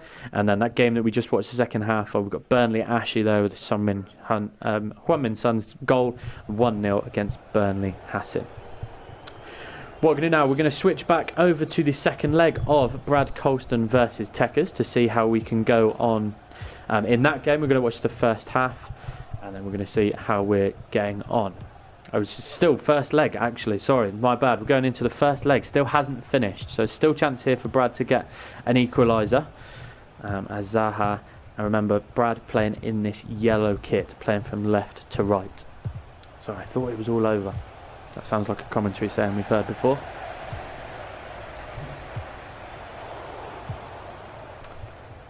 So it's going to the last couple of minutes here.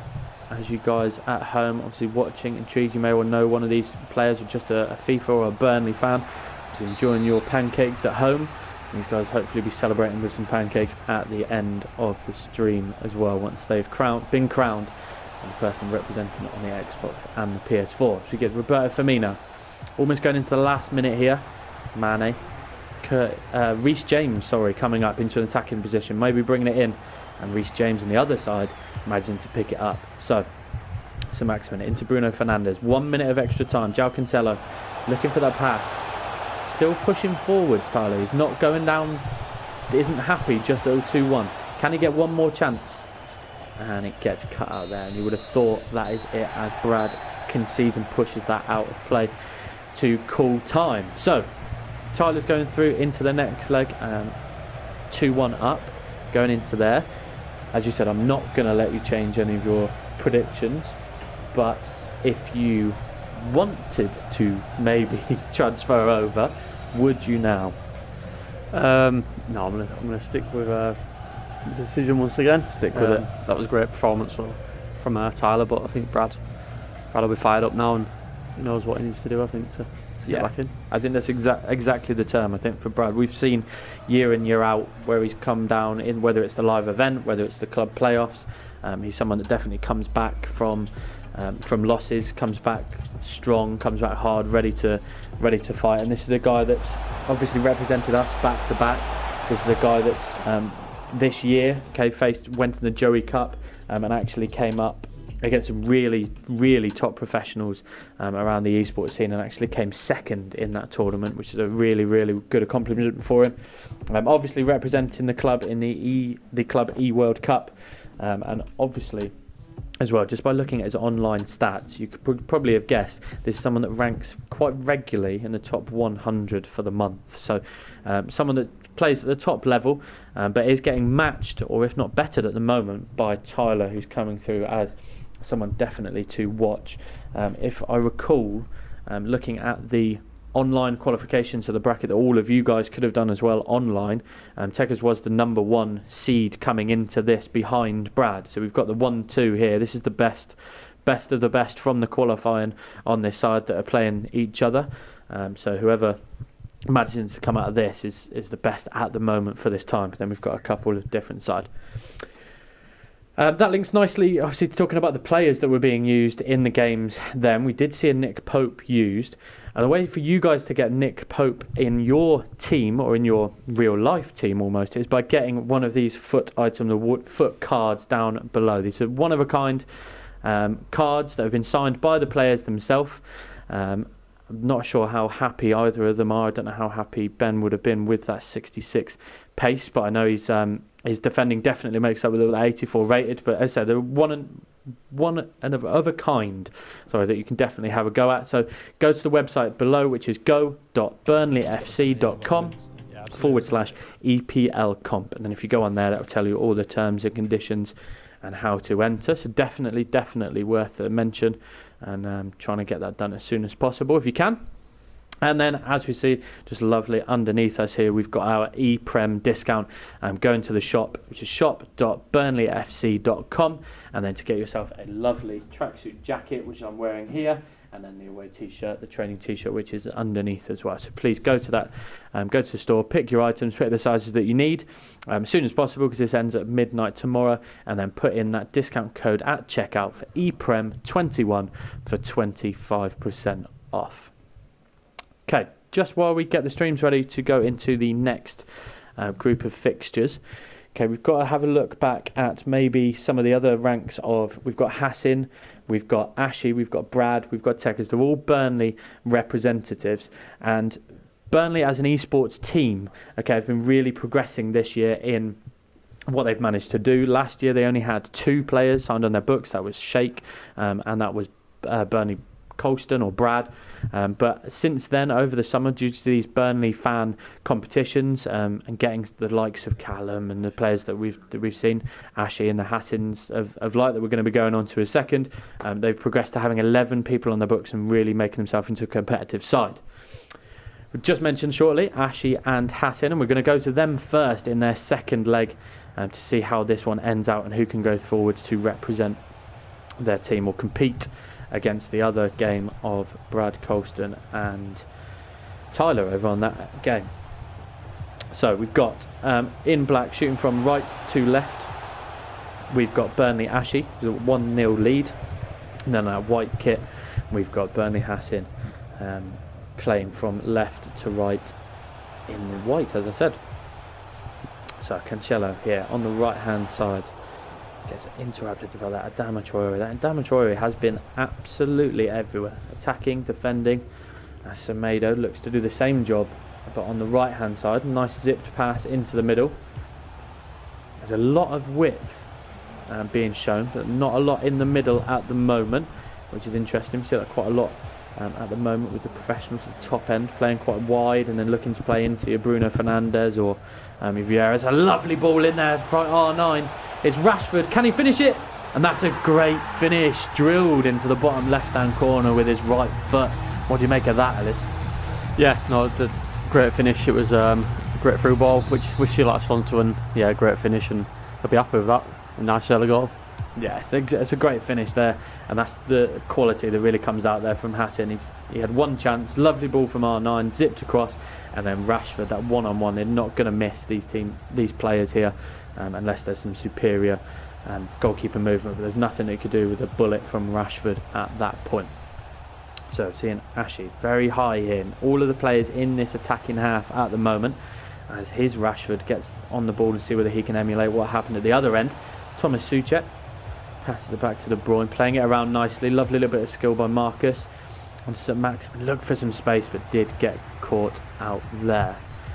Curtis Jones playing it around, trying to get in touch of the ball here. Hassan does look like he's feeling a little bit more confident, slowing it down, trying to pick his play. This is what these guys are used to. They want their own speed of play. They want to take control of the game and want to be able to play it where they need to and when they need to. As you see, R9 running out into this side, a little drag into the middle of the pitch, and Jones looking to St Maximin, to Rashford. Oh, that's a great tackle. 2 players going to ground there. That's a bold play, Alice, especially the amount of penalties we've seen so far. Yeah, no, I think, well, in real life, they might have had a look at that, but yeah, no, they both went for it, and they seem to have come away with a clean tackle and got the ball and got rid of the danger, but it seems to be coming forward again. Thomas Suchet there, he's definitely answered those questions we said at the beginning. Thomas Suchet is definitely doing the job that he needed to do, as he has been doing in real life for West Ham. Son passes it in there. De Bruyne, not sure what version that is. We'd lovely to see which version that is. That Team of the Year item available, obviously. Down coming up there, lovely and controlled as usual. And Van Aanholt, a little bit of pressure here. Looks down at the defensive tactics down at the bottom. Let's actually see if we can put a bit more pressure on. And that's Van Dijk, I believe, in defence, which is someone we haven't seen, which is a big surprise, maybe because of his high rating. Rashford gets the ball through in the box and cut out by that Virgil van Dijk there. I said maybe not used as much because of the restrictions due to how many of certain limit you can have as he works the ball in. Oh, you can't, as it were. Oh my word. Apologies for my stuttering there. It was as the ball was stuttering around the box there. And Marcus Rashford coming out for a second goal of the match. That rebound there, he can't do anything about it. And the keeper fell backwards there. And that's got to be one that hurts there, Asher. You can't help but say, Alice, I would imagine that's not a great goal to concede at this point, especially coming into this game at 1-0 up. Yeah, he's blocked. He's done well to block it there, the original shot, and then it's fallen to Rashford nicely, and he slotted it into the bottom corner. Yeah, it's a soft one. Yeah, it's a soft one, but as I say in football, they all count. So it's up to Ashley now to answer back. He's conceded 2 in the first half, which isn't ideal. Didn't concede any in that last one, as he tries to work the ball up here. But that Reece James item there coming up and prevailing again. And St Maximin here. Jones in the middle, trying to control that play with that Bruno Fernandes card. Marcus Rashford then picking it up and playing it back. He's trying now to slow it down maybe a little bit. He scored the 2 that he needed. Came in, he needed those 2 early goals. Who do you think's feeling, well, it's a stupid question of who do you think's feeling better at this point, but how do you think both of them are feeling coming into the second half? Yeah, well, Hassan's started really well and he got the 2 goals that they wanted. But yeah, Ashley's he's got a big second half head and he's got to go all out now, I think. Yeah, we've seen the kind of play that Ashley can play. It was a great goal that he scored in the last game, so it's definitely all up for grabs for him at the moment. When we get an update from the other game as well, we will of course let you know how that's going, but we are going to stay here just because this one is so close at the moment as Ashley looks to queue up a pause. But we will get over to that one as soon as we get something from there. And we see Semedo running through, managed to get past Adama. It's lovely intricate play, cut off, and Alisson has picked it up. I think there was a little taint there of just moving the keeper ever so slightly just to cut out that position. As Alisson takes time, maybe just to take a breath. Okay, that was a time he didn't want to concede then. That would have brought it back to 2-2, which wouldn't have been what Hassan wanted at all. So take a little bit of a breath. That's great footwork there as Son, and he gets caught out there by none other than Reece James. It's a great ball forward, and he's offside. Okay, the benefit of obviously having, if we can look at the benefit of having a technical difficulty on the other side of things, is that it has delayed which game is being played at the moment, so we can actually show you both games. So we're going to show the rest of this game and the rest of this half to see who's going to be going through to this side of the final, and then we will go over to watch the end of Brad and Tyler or Tekka's game over on that side as well. So that's the one benefit of having some technical difficulties, is that we'll be able to go forward and definitely watch both of them, which is something really to look forward to. And then later on this evening, obviously we'll be having those events as well.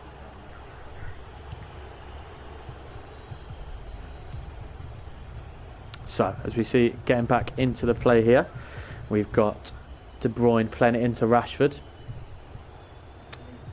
A little stop turn there, gets caught out there as well. And then R9 picking up the ball. Semedo coming in from right back. A lovely ball forward there. As we see Son looking to work it forward, but getting caught up and play. There's so many defenders back there. What do you think he needs to do to try and get through that defence? Okay, if you're working with the first team, or if you have any input of what you could do, what would you say in this kind of situation? How can you get through that wall of defence that's being met by at the moment? Yeah, no, he seems to be unstoppable at the minute. Maybe have to make a change things up, bit of formation, but he does seem to be standing strong and doing the job at the minute. Yeah, he's definitely doing the job, isn't it? He's winning ultimately. He's 2-1 up. Okay, he needs to defend. Another goal would be lovely just to get that little bit of a cushion. But we see Ashley here trying to work it through, trying to get through that wall. Looks like potentially a wall of 5 that's been implemented into there. But we'll see how that progresses. As he looks to play, he's through that gap. A lovely ball roll. A stop turn. Oh my word! I'm not going to be honest with you. I thought he had made a little mistake there, but what do I know? Yeah, the little stop turn there, the ball roll. Thought he'd bring it onto his left foot, and then stop turn into the different position there to put it in to make it 2-2. So it's an absolutely great finish there by Ashy. And I said we do have the blessing of being able to watch the rest of this game unfold, and then we're going to go and hopefully catch most of the full half of the Colston versus Tyler, which is set up and running over in the other leg as well. We're keeping letting go. Oh, and that maybe I thought it was offside again, but no, that's gone through to a goal kick. So remember, if this one stays at 2-2, this one will be going to golden goal first of all, and then we'll be going to penalties, which we don't want to mention, but will be used if we need to. There's a long ball there played up, cut out. It's Rashford actually starting to look a bit more lively here now after that goal. It's 2-2, he's back in it, it's level playing field. And Semedo pass it into De Bruyne to Souček. Son playing it around. It's lovely football here. Hassan struggling to get the ball. St Maximin, he's been dropped in the box there. Looks like he picked up maybe a little injury. We'll see whether St Maximin is able to run that one off. And Fernandez there picks it up for Hassan and looks to progress and get his own goal after his own version of a goal, in regards to those 2 that he scored at the first half. Okay, see the commentators in the game will be talking slightly about that St Maximin injury.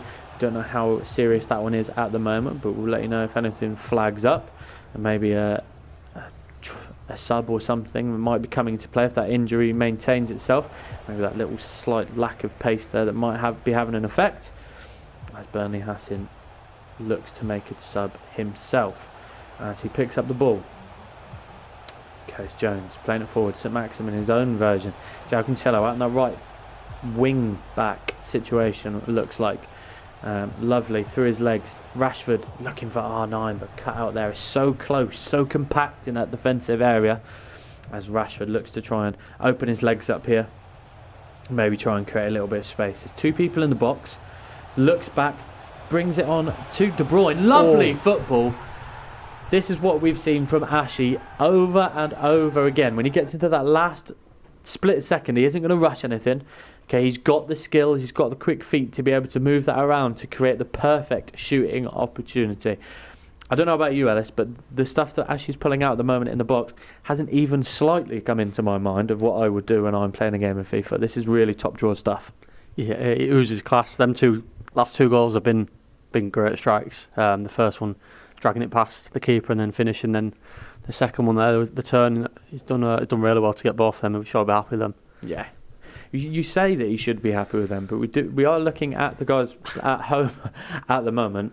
Ashley seems to actually not be that happy at the moment. So putting very strict restrictions on himself. Knows what he expects. Maybe knows what he wants going forward. But we shall see how this goes, how this unfolds into this last 30 minutes or so of this last fixture, and then we'll go over and watch that second leg, as you said earlier on, of Burnley versus Tyler and see how we get on.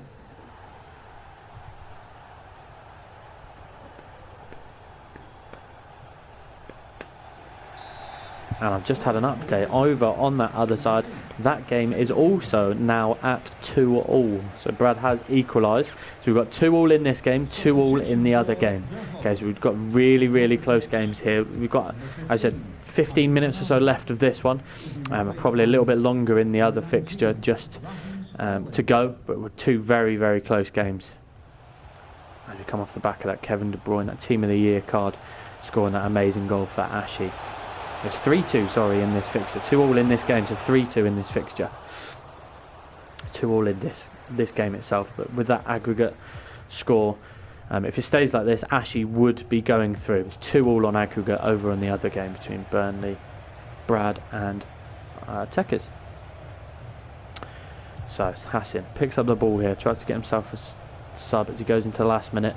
And Reece James, again, how many times have we said Reece James managing to keep Ronaldo quiet as Zaha looks to go through. Gomez tracking back. Zaha's got the speed.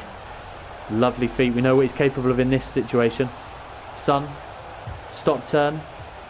Oh, a little La Croqueta in the middle there just to try and get himself a bit of space. But it was cut out this time as we go into the last 5 minutes. If you're at this situation, Ellis, you're Hassan, need a goal. What do we do here? What's the approach? Everyone's got to go forward. Yeah, kitchen sink. Yeah, I mean, there's not even probably enough time to make a change now, but we've got to get everyone up and hopefully get there. There's a lovely feet again, but that's a great tackle. As we look, everyone is pushed forwards. This obviously means the counter-attack is an option. As we see Zaha here, maybe looking to run down a little bit of time as we go into the 91st minute. This is it for Ashy, and he kicks it out into the stands, and with that takes himself into the Xbox final to play the winner of Brad versus Tekers or Tyler over on the other side. So we will be back with an interview after the next game with Ashy. But until then, we will be going over to the Brad versus Tyler game and seeing how that one ends. Because you see these guys absolutely tired to say the least, and we see how this one's going. So we've had a goal here in the first half actually. Brad scored another, taking that from 2-1 down going into this leg. He's now 3-2 up on aggregate, so 3-2 just like Ashy was victorious in that game we've just finished watching. Brad coming back, scoring 2 in the first half. But remember, Hassan obviously also scored 2 in that first half, and then lost it at the end there for some great play by Ashy. But let's see how this one ends. We've got half-time pulled there, and we'll see how we get on. So very close there. I see the setup there from Brad. Both of them playing the 4-2-3-1 with that Mane up front, which is obviously there for that speed. Hullett at the back. Some great teams on show for sure. So just to give you a quick recap of who is who in this game. In the black, shooting from left to right, we've got Tekers. And then from the right to left is Brad Colston, or Burnley Colston, who's going to be scoring, or trying to score in the left-hand side. So Hullett there, trying to cut it out there for Tyler. Hullett of his own. Brad is looking to play it around. Roberto Firmino playing in that CDM role to Cruyff, for a little burst of pace there. And St Maximin. That's a great first-time ball, but Reece James is there to cut it out. Hullett to Firmino, nice and slow, slowing it down here, but speeding up when he needs to. Mane, big touch, gets out of his feet, back to Hullett. We know he can strike it, and that's a great finish. And that's 3 in this game for Brad. He comes in 2-1 down, and he's now finding himself in a controlling 4-2 lead. That 90 rated, 88 pace, 88 shooting, 88 passing. Absolutely nuts. Card available, but as I said, something that only the top of the top can be able to get. As you see, Burnley maybe. Brad now starting to layer this one up a little bit, starting to get a bit more confident. He's managed to come down, he's managed to breach that gap and then create his own gap as Tekers looks to bring it forward. Reece James there with a great tackle. Mane out to St Maximin, the Newcastle star. Passes it back, slowing it down nicely. Hullett, we know what he can do, attacking and defending. Johan Cruyff to Mane, looks for a little dink in between. and it gets caught out there.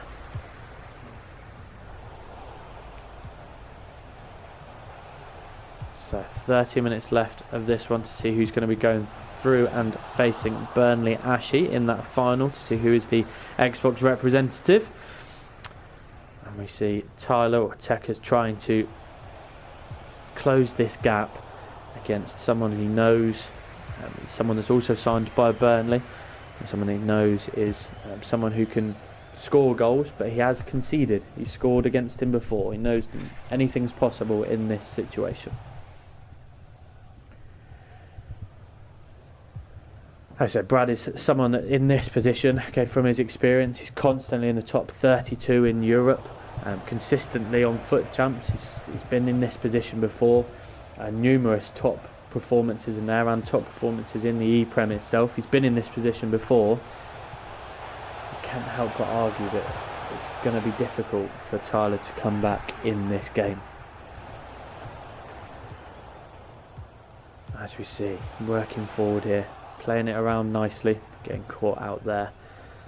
Actually, attacker's got incredible speed on the counter-attack, but every time there looks to be at least 4, maybe 5 defenders brought back there by Brad. Doing a great job defensively and attacking in this game.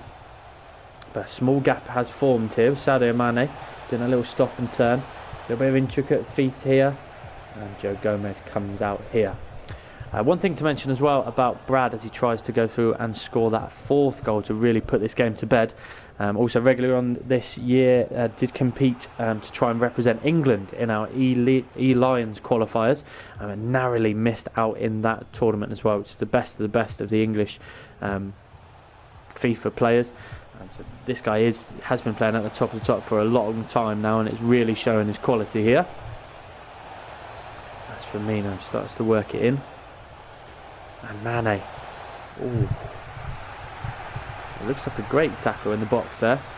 Tekker's looking to make that sub before it's too late, looking to get himself a bit of space here. Rashford, and that's Gomez there. Is there anything that's really standing out for you, Ellis? Looking at Brad now, which in the first game's 2-1 down, maybe a little bit concerned. What's he done differently in this game that's given him this gap? Yeah, it seems to be much more attacking. You know, he's been a different player to the last game, and he's come out stronger, which I probably thought he might have done, showing his experience and his how good he is at the game. Yeah, as you say, just by his record that we saw at the beginning, well over 1,000 wins on FIFA Ultimate Team this year. He's someone that's used to winning. Wouldn't have liked the fact that he lost in that last game. He's come out all guns blazing this time to try and get as many goals as he possibly can, and currently sits with 10 minutes left. He's 10 minutes away from going into that final to play Burnley Ashy, his Burnley colleague, and see whether he can go through and represent Burnley for the 3rd time at the ePremier League live finals in March, as Hullet gets caught out there. That's a lovely ball again, but that Reece James is dropping back ever so slightly. I don't know whether that's a tactical thing that Brad's put on or something that he consciously moves him, but that Reece James every time is anticipating that ball through. Maybe he's seen that first game, seen the attacking prowess that Tekers does possess, as he looks to slow it down a little bit here, and just made sure that they drop someone back there just to get that counter attack coming forward, as Walker does the same on the other side.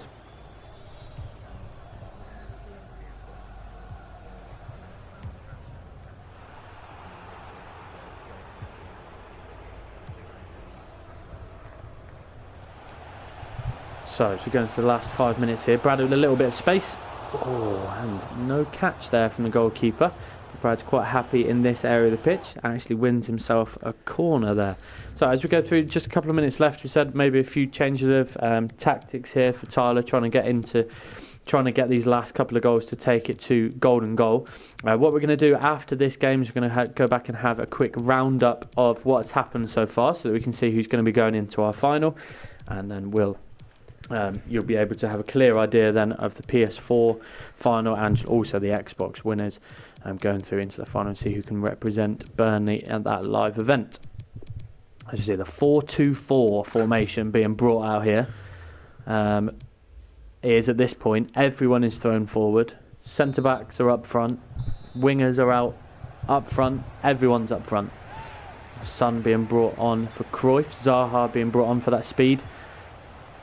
But you can't help but say, with a 2-goal lead here, okay, it's going to be very difficult to obtain the ball here, especially 1 minute left as Brad looks to seal this this game out, pass it all the way back to Alisson, and that will be it.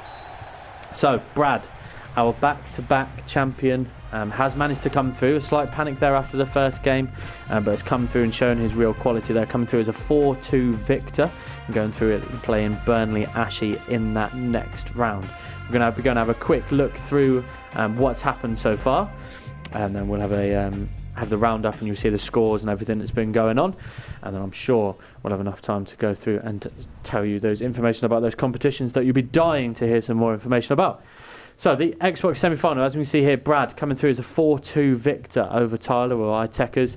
A great game, 2-1 down, managed to come through as a 4-2 victor, winning that second leg 3-0. And then we've got Burnley Ashy with some great footwork in the box. Burnley Hassan there playing some great football and managing to play really, really nicely there. Just having a quick look over on the PS4 side of things, just to recap, it was a little while ago, and we saw Callum overcoming the Expert, 7-2, and then we've got Salman, who was romped to a 12-1 victory over Atkinson, and heading their way into the PS4 final as well, which we will obviously be watching live on the stream.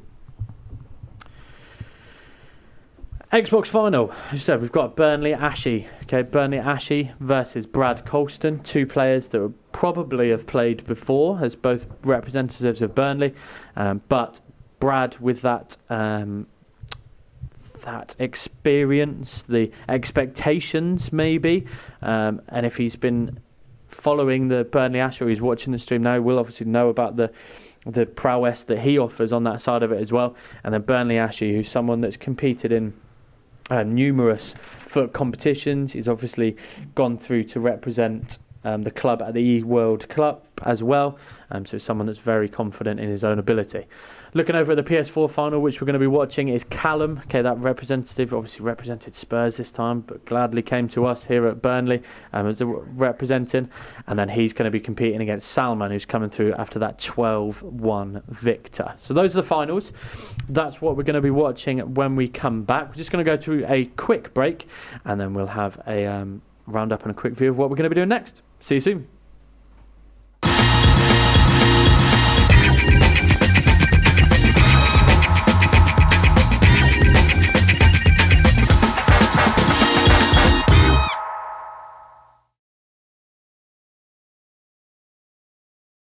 Hello Clarets fans, Phil Bird here. Sign up to Clarets Plus Premium and get exclusive access to live content.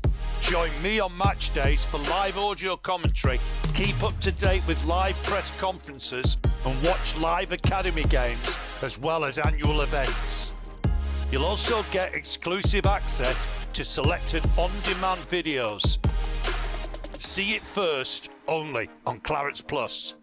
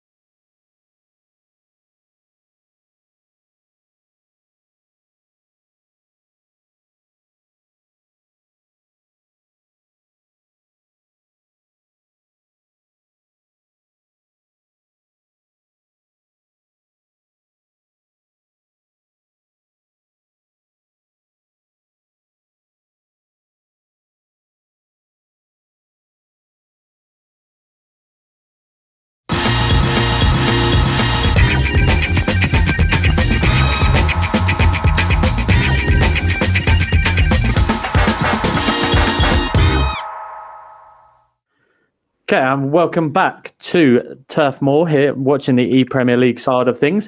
We are lucky enough to be reached here, or be talking to one of the people that is playing in our final on the Xbox side of things. We're going to be speaking to Burnley Brad after his 4-2 victory. We're going to be hoping to go over to him in a second. There he is. How are you, Brad? How was that game for you? Yeah, not too bad. Obviously, the first game when I was 2-1 down, there was a few issues with the connection and stuff, which kind of played a part. But as a whole, I think Tech has played really well across both legs. He gave me a tight game.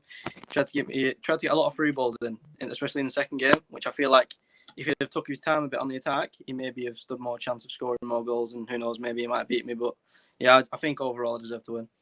Yeah, good. Is that something we were talking about that when we were commentating? Is that something that you changed tactics-wise going into the second game, making sure that you were cutting out those through balls that were coming in? Because we could see those happening quite regularly, and Reece James seemed to mop those up.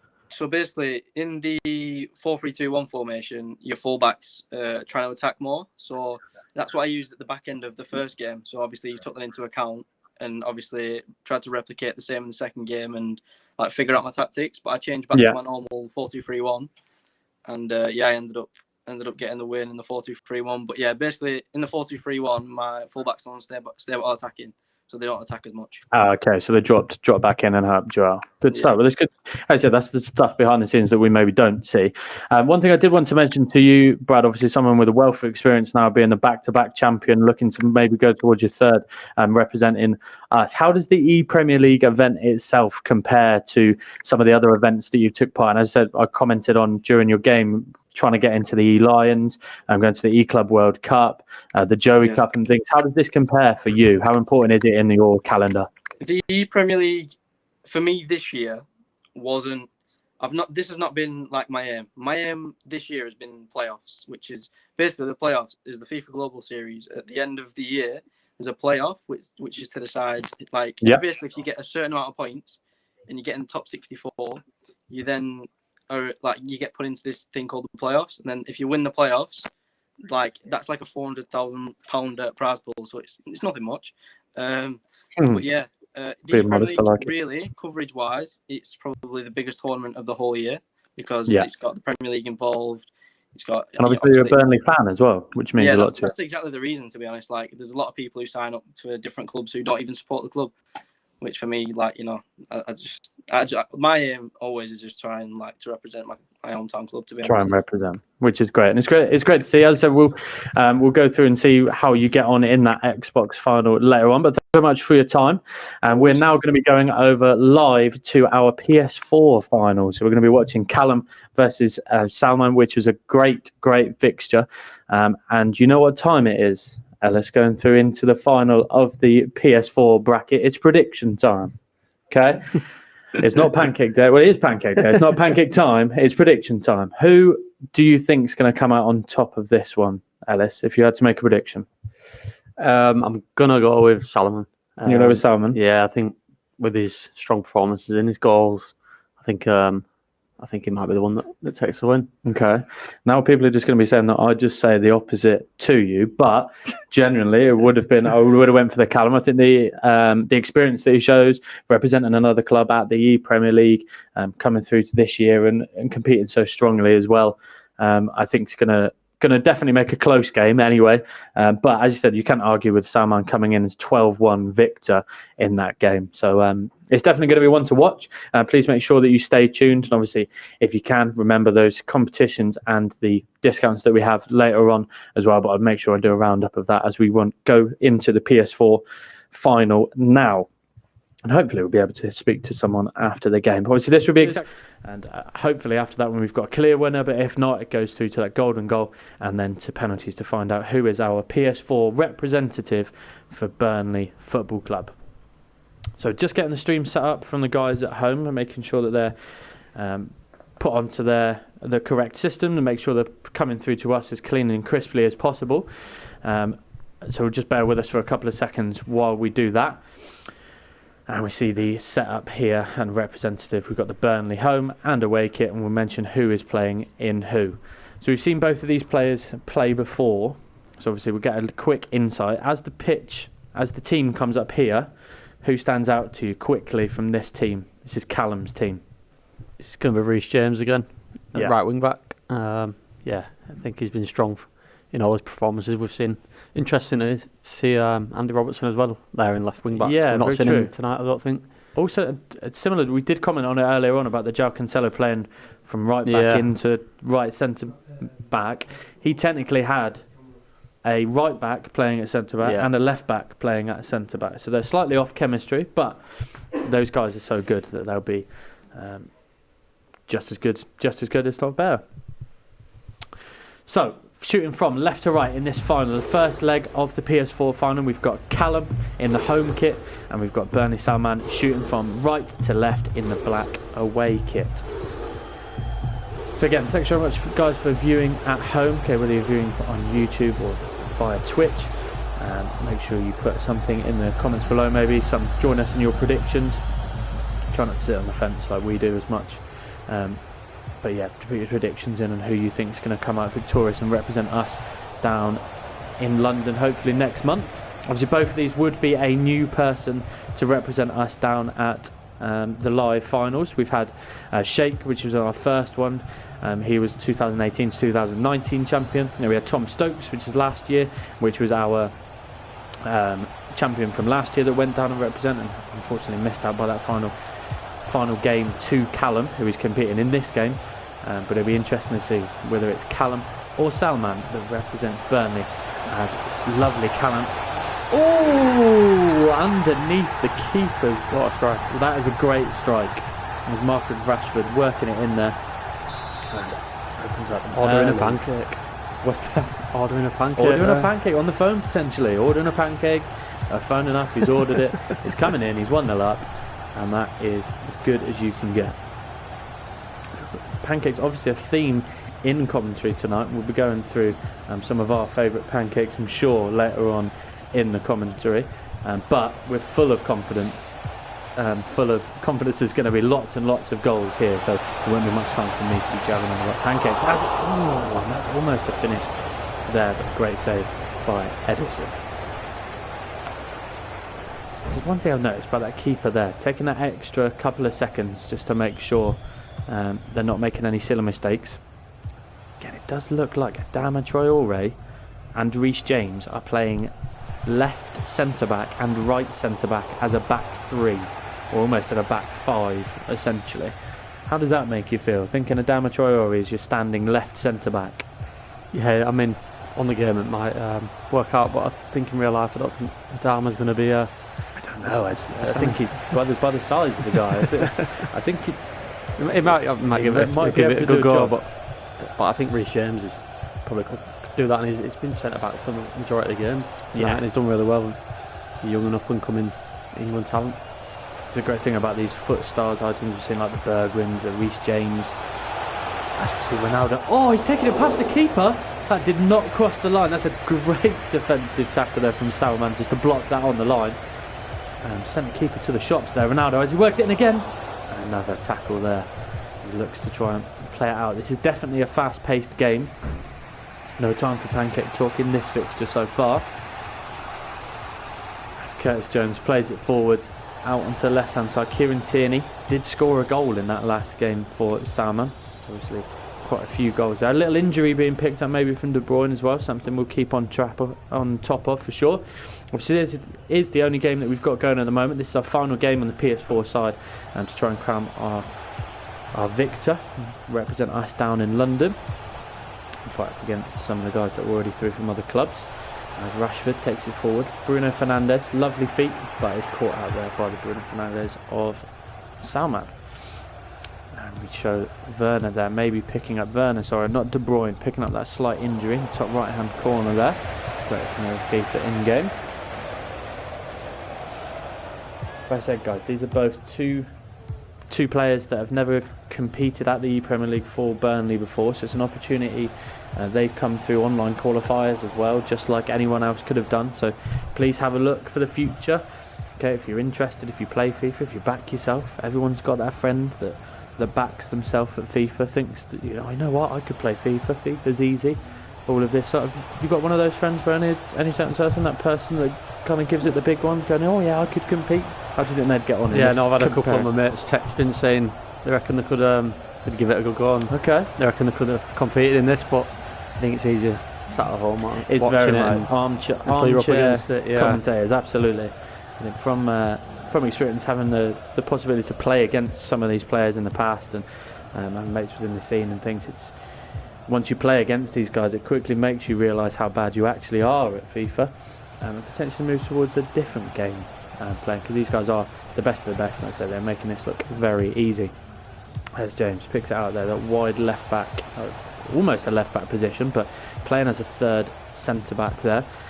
Switch all the way out to Alexander Arnold. I wonder whether that's that Team of the Year item that's available. It's the first time we've seen him tonight. Very much so, yeah. It's interesting with some of the players that have been played quite centrally that Alexander Arnold isn't being used centrally. As he works through to Werner. Oh, that's a great finish. That's a nice intricate pass there. Oh, he's stirring the pancake and you mix. know what he's doing. He's stirring the pancakes. Thanks very much, Werner. Adding our link to the pancake day. But a great finish there, lovely pass, brings it into his right foot, puts it into the bottom corner. I wonder whether everyone's got the memo of the pancake day and doing that on purpose to help us. Yeah, I think they must have. I think it's only nice. Yeah, some hungry strikers tonight. Very much so. That's Cancelo here, looking to pick it up. But yeah, just looking back to that, Alexander Arnold, obviously his background was initially as a centre mid before he went into right back position. Would he have been someone as a wide player that you might have thought to play centrally if you had to in your team, or? Gonna say no. Okay, just completely going against me. I like it. As well, no, here. He's a great player, but I think there's a few other options that stand out for me. And okay, I think like an Adama Traore potentially playing. Yeah, Traore. Yeah, this is why I'm not. I think Reece James. I don't know. We keep saying him, but he's stood out tonight, and he's all over the park. Right back, right centre back, and seems to be everywhere, popping up everywhere. And there we go. We go to half time here. It's obviously a close game as we watch this one come to an end of the first half. We're going to be going into the second half here to see who can come up. Obviously, we saw that Timo Werner goal late on into the second half. It's 1-1 there. So it's very low shots, very low shots on target as a result. Oh, you said Vieira there, dropping back into this is Salman's team on the left-hand side there. Vieira playing as a central centre-back. Alexander Arnold up there as the right wing-back, still playing nice and wide. But I said this is a two-leg affair, so there's nothing to rush into as yet. That 5 at the back option from Salman has been working. Obviously scored 12 goals in that first game in the semi-finals to try and get through to the final. I was just doing a little bit of tinkering here maybe from either side just to see what they can do and see whether they can step things up a little bit. I said Salman is one of the lucky people that competed in the Burnley FC FIFA fan tournament back in the summer and managed to win one of our 5 events that we did, or one of our 6 events that we did, and then was offered a contract through that. So it's a great way in, so please keep in contact with Burnley Esports. We're regularly looking for new talent that's coming through, competing in the ePremier League, but a lot of other wider esports organisations, competitions as well. As we see, back into the second half here. Vieira picking that ball up nicely. That must be lovely to have as a centre-back. Someone who could play the ball so nicely. Someone who could break it out. Fernandes caught on the ball here. Ronaldo's got a little bit of space on the left-hand side. Vieira's... I was about to say Vieira's got the attacking and passing ability. Does he have the defensive? And then he answers it for me there. I think De Bruyne has been quite quiet on this game tonight. I don't think he's done all right. Yeah, we did have, I think Ashley over on the Xbox side did use De Bruyne fairly well, managed to get a couple of goals there, but no, I completely agree with you. Bruno Fernandes has always been there. Werner's been used really well here. That's a great finish. As we mentioned, Bruno Fernandes is passed through by Timo Werner, and we know the celebration. We don't even need to comment anymore. Bruno making it 2-1 there going into the last half, and it's a great first time finish. Absolutely no chance. I wonder what topping Bruno has on his pancakes. I think he's a jam kind of guy, if you had to say. Yeah, a little bit Portuguese of jam. jam. Yeah, Portuguese jam, something nice. But who knows? This is something. This is something for us to ponder. One of the questions of life, I'm sure. So Vieira picks it up here.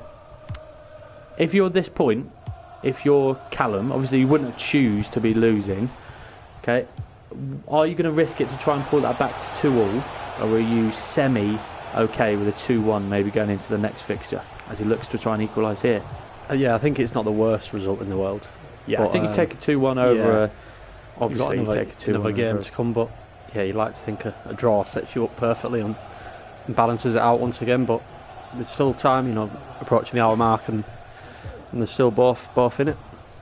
Yeah, absolutely. They're definitely both in it here. There's no 12-1 or anything happening at this level at the moment. Anyway.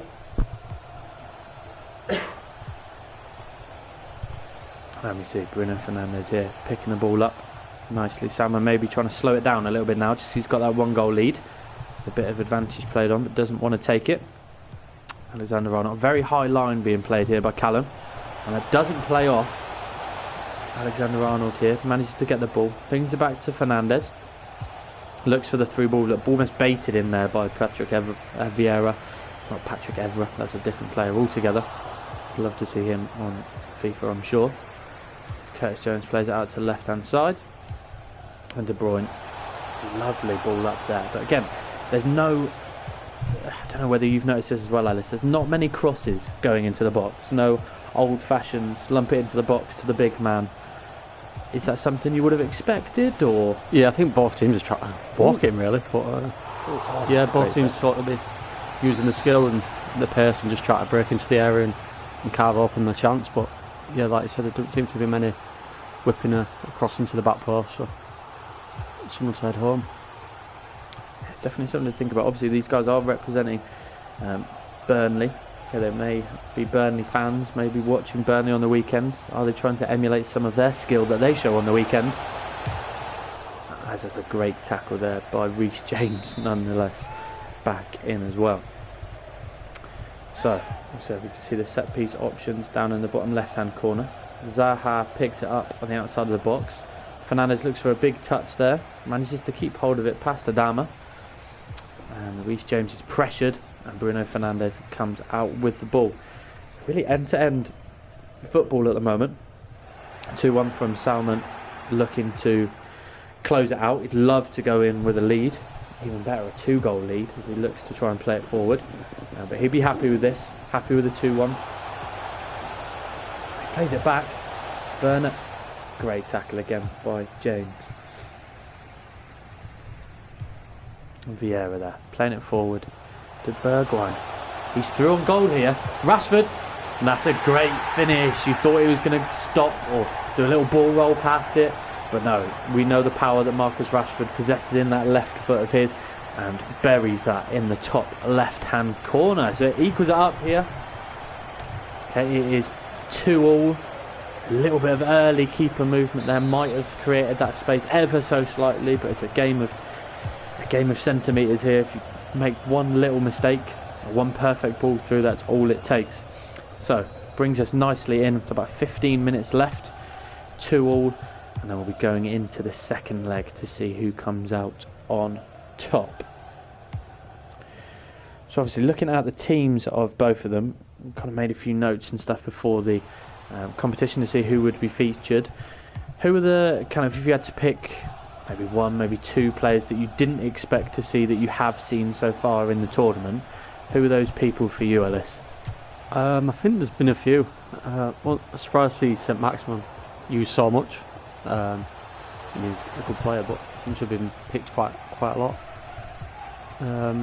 But even Adama, I mean, yeah, he's got a great pace, but he has been chosen. I think most sides have used him, and Curtis Jones probably one that stands out. I think it's the introduction that FIFA Ultimate Team has at the moment. They create so many new cards of different players that loads of different players become an option. As he looks to bring it onto his left foot, and Rashford has scored again to go 3-2 up, and that is Marcus Rashford's left foot there. Okay, playing absolute havoc on the defence of Hassan. So he goes to 3-2 up, going into this last fixture. And that's an absolute bullet. And that looks like, unfortunately, that was Nick Pope there in goal that was left stranded, not being able to do much to save that. So it's 2 scored at one end. Salman goes 2-1 up. 2 scored at the other end. Callum goes 3-2 up. It really is back-to-back goals here, which we see Callum getting opened up here. Goes for the shot, and what a finish that is. That's the Trent Alexander-Arnold coming in. We questioned him being brought in. We'll see whether it is the Team of the Year option. But as we said, okay, he's been brought in at that wide position, and what a finish there. I thought he was too wide, but we see that 94 rated Team of the Year. Okay, as a defender, okay, got 90 dribbling, for example. That's your that's your right winger. Okay, so that's he's definitely going to do a job there, Ellis, I think. Yeah, no, it's a great strike, and he's pulled the goal back, but could be vital going into the second leg. I think that's almost perfect timing. As you see, there's 2 minutes of extra time to play in this PS4 first leg before we go on to the second. Maybe enough time for a couple more attacks, maybe one more attack at this rate, as Salman looks to play it through. Does he have the speed? He's got Kyle Walker back there, nice and comfortable, and Edison not taking any risks there, gets it out of play, not taking any risks for any late goals conceded there. So 3-3. Okay, it's big fixtures come up to play. We've got one more left that we'll be using and seeing how we get on and who comes out victorious. And we will see, hopefully we will avoid going to extra time, which is that golden goal, and then going to penalties. So we're at this point again, halfway through. Okay, we've got 3-3. Okay, Callum and Salman. You did go for Salman originally. Looking at how the game goes, how does it feel going into this last game? Yeah, no, a tight one. 3-3 in the first leg. It's all up for grabs now, and yeah, I think anyone could win this. Yeah, I definitely think it's definitely going to come out here. The team that can score the most goals is definitely going to win this game, as the commentators always say. But we will be watching to see who can score the most on the virtual football pitch to represent Burnley when we get down to London. So it's going to show you what we do to get them back into their setup here, making sure they're on the right host and everything as they go through and try and get set up for this last game. And then, as you said, this will be to determine, okay, 3-3, this will determine the winner of this 90 minutes. Okay, will determine who will be going down to London on the 23rd of March to represent Burnley Football Club. And make sure that all the aggregate scores and stuff are set up. As we have a look at the squad here, so starting to line up as a 4-1-3-2, it looked like. Quite a narrow formation.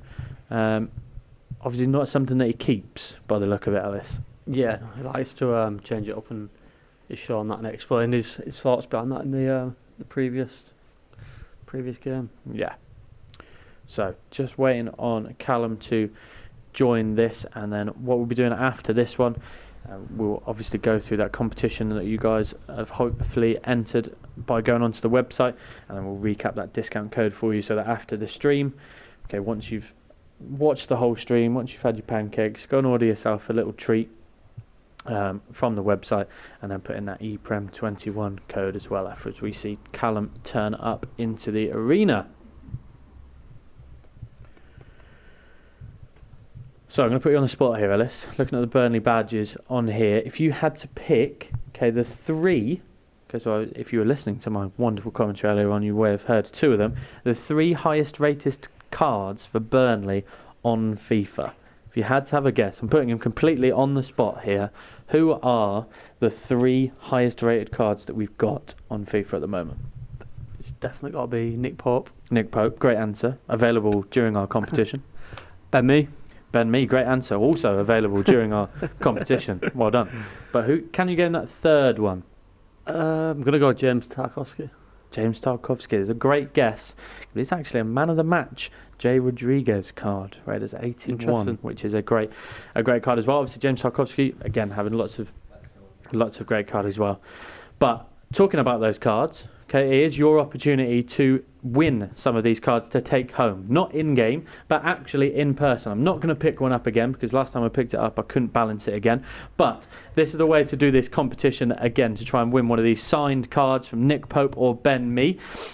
All you have to do is go to the website at the bottom, which is go.burnleyfc.com/EPL comp. Okay, if you go onto that website, okay, you can look at all of the info on how you need to enter, and then all the terms and conditions apply as usual. Try and get your hands on one of these. Obviously, very rare items and signed by the players themselves. And as I said, you've probably been watching all the way through in between all of the wonderful games and thinking, wow, what a wonderful outfit Dan is wearing. Please, can I buy that? And my answer to you is yes, you can buy it. Go into that shop.burnleyfc.com. Put in your items that you'd like of these ones, such as the jacket and the away t-shirt, the training t-shirt, and put in that ePrem21 for 25% off.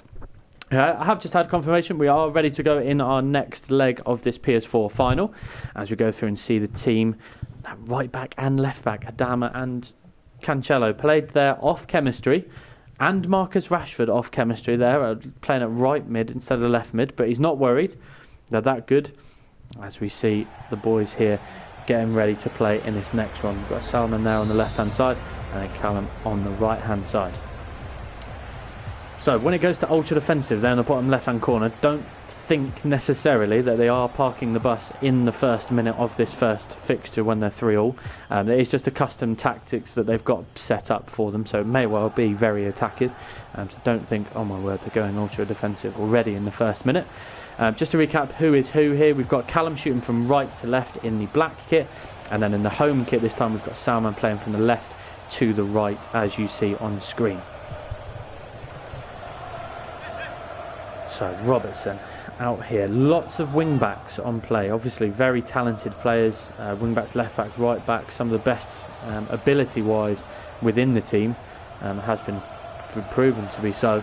As Marcus Rashford gets a little bit of space, doesn't want to foul him in the box here, does Salman, and plays it around. Callum looking for space, but it gets caught up nicely there by De Bruyne. To Curtis Jones, and then Trent looking to play that after that great goal in the first leg. Absolute outstanding finish from the right back, playing so well out there. And slowing it down here, Bruno Fernandes, a risky-ish pass there, but Curtis Jones comes out with the ball. Kieran Tierney again, someone we maybe not have thought that we would have pulled out there, with the likes of your Robertsons, Van Aanholts even, your Adamas, but so many wing-backs on show today. There's lots of options for sure, so much talent from every Premier League club, and it's got to be a free kick there. So it does the option here of going for that direct shot. You see the goalkeeper movement there, which is such a big play. I did think he wouldn't shoot there as he passes it out to try and build himself that up the percentage of opportunities. Lovely pass. There's Tierney here in a right wing attacking position. Probably not the person you would have wanted at that point, but almost came out to play. And then Adama slowing it down nicely, and Kyle Walker. How much of an impact, Ellis, do you think? I've spoke a lot about the fact they've got left backs, right backs playing at centre back. How much of an impact do you think their pace is going to have playing at centre back? Well, there's obviously, when someone does attack, there's great pace going back. Obviously Cancelo and Walker and Adama, all of centre backs, their pace is all unreal. So if there is a counter attack, or there's a break or a pass, they can get back rather than having an all-round powerhouse and a tall centre back who's probably not as quick. And that is a great finish. Okay, plays it in, and it's Marcus Rashford with his right foot this time going into the bottom left-hand corner. Almost left speeches there, but the amount of passes that was played through. That's an absolutely great finish there. And Marcus Rashford, we've seen someone scoring goal upon goal in the last game, but Callum working it through nicely there, loads of passes, and played it nicely into that bottom left hand corner. Takes a 4-3 lead here, and 20 minutes gone of this second leg. Remember, this is it for these guys, okay? The winner of this game, okay, the loser goes home, the winner goes through to represent Burnley at the live Premier League event down in London on the 23rd. This is it, all the marbles. As we see Burnley, Salman here trying to work out some ideas, trying to break through that defensive line. You can see there's 5 defenders back there, 3 sat right in front of him. Defensive line pushing up nice and high as well. Obviously going to give us space behind, but I said the pace is there. Okay, to counteract that counter attack if it comes through. That's Fernandez. Picks up the ball, moves to Zaha. Werner, nice little roll past it. Looks for a pass. Maybe one pass too many there. As you look at the real intricacies of simple mistakes that moved. Kieran Tierney making that move, but tracked nicely by João Cancelo out on the left-hand side.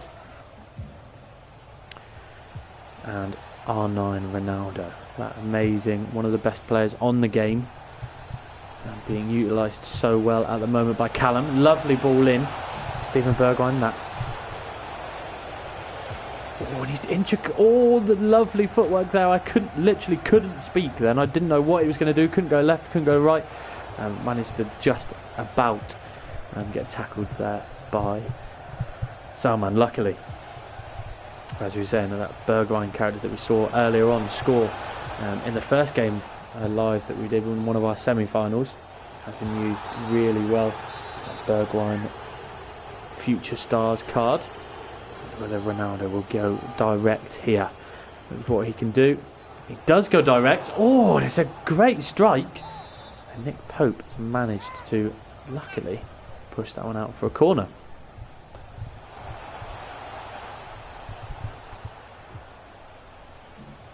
And Bergwijn there trying to reach through. Goes out for another corner here. Callum is really pushing the pressure on here. Oh, and he wins a free header.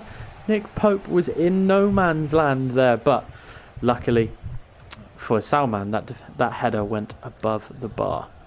That's a big chance, you've got to say, Ellis. Yeah, Pope came for it then. Thought it was going to punch it or catch it in some capacity, but yeah, it seemed to go straight over the goalkeeper, and it was free header, which would have been a nice goal for Callum. Yeah, that would have really opened the gap up. That would have been 2. As you see Salman getting back on the ball here, but that lovely strong tackle. And R9 Ronaldo. Oh my word, what a lovely ball here in the left foot. Oh, and he is just offside. So having that option up front to pass to with R9 must be absolutely amazing for him to reach to. As Walker tries to play it out here. As I said, it's not always available. You've got the likes of R9 to be able to look at for your attacking option. Werner, pass to Curtis Jones. And Zaha there. Lovely zipped ball. And that's a great finish. And we are all square here at Turf Moor. Okay, Werner has equalised. It's 4-4 on aggregate here. This really is end-to-end stuff. I couldn't say which way this is going to do. Callum probably for the first 20-30 minutes or so quite confident, looked good on the ball, and now Salman's opened it back up, showing, look, I'm still in the game, I'm not out of this, and I'm ready to compete and ready to try and win my place down at that live finals. Yeah, another great finish there. It's end-to-end stuff, and you really can't call this one. I say, guys, you see these guys competing at the top level. We mentioned earlier on that you guys at home may well be looking at this going, oh, well, I'm better than this person. I think I can compete. And by all means, please go to the ePremier League website and have a look at how the online qualifiers ran. Anyone from within the country can join in, and you've got to try and compete against lots of other players. Some might represent the club already, but obviously still have to go through the online qualifiers. And try and get competed in there, because there will be loads of you out there. I know a couple of my mates, as you said earlier on, Ellis, a couple of my mates, John Butt for example, was texting going, yeah, no, I could beat these boys. No, it's not when you actually see how good this football is, for example. So we come to half time. Okay, looking at them two there on the webcam, who looks more confident? I think Callum looks quite relaxed, sort of. I was going to say, they both look very relaxed. Sat back and just chilling. You really wouldn't have thought that this is the ePremier League final for Salman there. For the PS4. Seems very close to his screen. He's got his hood up and he seems to be in the zone. He's definitely in the zone. This is definitely something that we can't even see the full face of Salman, for example. This is the beautiful moustache on show.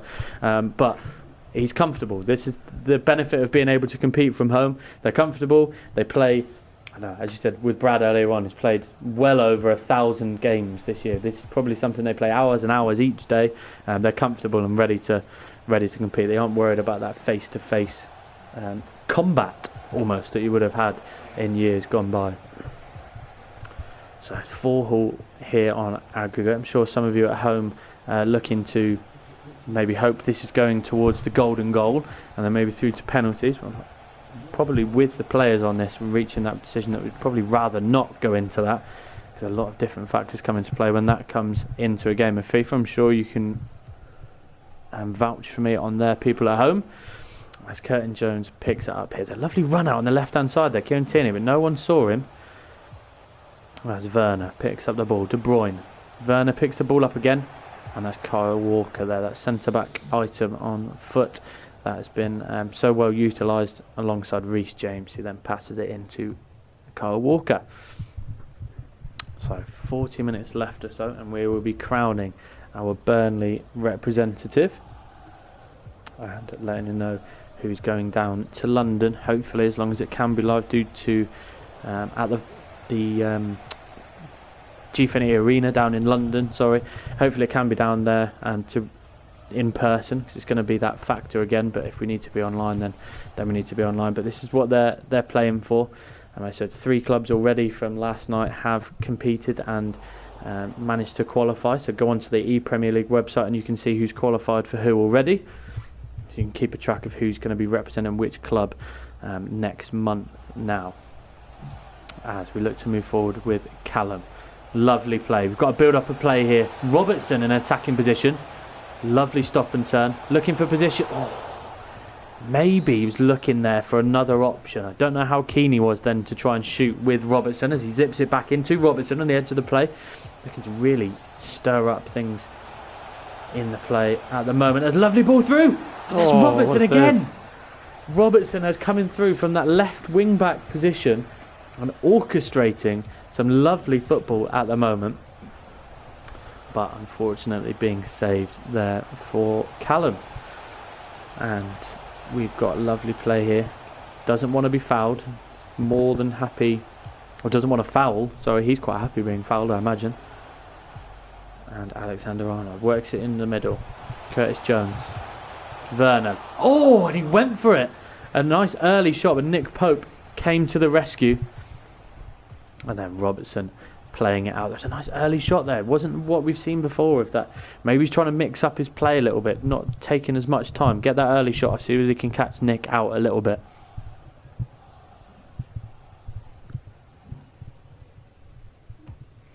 As we see, Walker playing it out to Cancelo on this side. Lots of runs being made through the middle and then cancelled again, just trying to make that space. There's not a lot of room anywhere on the pitch. See here, we do notice that there are obviously your icons being used on this PS4 side, but maybe not your Hullets, your Cruyffs, your as many Ronaldos and things used over on the PS4, which is really interesting to see. As Ronaldo, that is present in this one, picks up the ball. Robertson playing really attacking now. Don't know whether there's a setting being put on there by Callum of pushing your wing backs up potentially. Maybe changing that off stay back while attacking, maybe trying to get up the field now, joining the attack as Fernandes steals it back. 15 minutes left here. What do you think could be the difference maker going into these last 15-10 minutes, Ellis, if you had to pick something to try and open the lock, because they're both defending so well at the moment? Yeah, I think the way it's going, it could end up finishing a draw, but maybe a couple of changes from either side, but because both defences are standing strong and they know what it means, that the spot that they're both fighting for as we enter the final 10 minutes. Yeah, exactly. It's definitely De Bruyne passes it in, lovely, great first time finish, and that is a great finish by Zaha, pushing it into the left hand side. Oh, he wants some pancakes now as well. He really wants some pancakes now, as we see a come on there from Sam, and that's what it means to him. That's his opportunity. He scores in the 79th minute there from Zaha. So now we may see a little change of play here. If you're Salman at this point, is this a park the bus, let's shut up for the last 10 minutes. This is a bring John Stones and Thomas Suchek and Semedo on. Bring the boys on. We're playing 10 at the back operation. Yeah, I think Suchek definitely as well. I mean, the height and the strength. If the long balls do come in our crosses, as he gets a few late set pieces, but we'll have to see what he does. I say it's just both. It's so on the edge here. Okay, we've got one guy now that is 1 10-minute spell away from representing Burnley down at the ePremier League event. It's a great first-time finish. He's caught the keeper out there, if anything. And we're seeing now. We know that Callum's got the experience. Okay, he's been down to the live Premier League events. He's been at the top level for a while now. Has he got what it takes to get another goal and come back to try and equalise this one and maybe take it into a golden goal as Nick Pope gets rid there? That is a shaky moment. And you can see how many players for Callum are up the pitch. This is given the space from Salman. He's in the box. De Bruyne. And De Bruyne, great finish in the top left-hand corner there. Sweet as you like. That gave him the space. Okay, he had to take a risk. Callum's pushed his players out, and he's given him that room that's given him the opportunity to score again there. See a little webcam stutter there from Salman. That isn't on our end, just to reiterate that one. That's Kevin De Bruyne. That's a normal version, by the way. We're not seeing that Team of the Year version. That's just a normal 91 rated De Bruyne. Let's put that in the top left-hand corner. But as you said, these cards are so good nowadays, and the people playing with them are so good, as we're seeing with Salman, as he now tries to slow this down with his 2-goal lead. Yeah, into the corner flag now, and let the clock tick down as Callum chases him. I think this could be it. I think Alexander-Arnold Fernandez is probably the perfect player you want holding the ball at this position. Running it into the corner flag. Zaha moving it around nicely. Alexander-Arnold now having his turn in the corner flag. A little party there maybe. I know that the ball has definitely been invited because it's been keeping there for a long time. 1 minute left with 2 goals to the deficit now. Rashford, lovely player. As you said, he needs that 2. Bergwijn. Looking for a pass there. He did have a bit of a gap. Ronaldo, lovely football. That's a great finish there. A little lacroqueta through to the left-hand side as well. And then calls to order some pancakes. But unfortunately for Callum, there was none available. So he looks like he's going to be coming out. Someone who's just had a Nutella pancake. Yeah, put straight in front of him. Potentially. You would almost think that it's pancake day, the amount of pancake puns that are coming into play. He's a happy boy. He's a happy boy, okay, and he definitely should be. That's him. That's his one-way ticket down to London. Hopefully, as long as COVID permits us to represent us down at the competition and see whether they can bring home another title from there. But you can see exactly what this means to him, and hopefully we'll be able to catch up with him later on and see what we can do with that. But absolutely amazing game. That's our PS4 side of the brackets. Commiserations to Callum. Unfortunately, just that last goal in that 79th minute from De Bruyne. And then adding that one from De Bruyne, couldn't manage to breach that gap, so unfortunately to him. But congratulations to Salman Ahmed, who is coming out a 6-5 victor. So they're the kind of games we were expecting getting into the final. The best of the best when it comes to trying to represent Burnley. Both of them representing Burnley already, and we look forward to seeing what both of them can do. I'm just going to go to a quick break now just to see what we can do, and then see whether we can grab hold of Salman after and to see how he feels after coming through and winning that PS4 side of the bracket.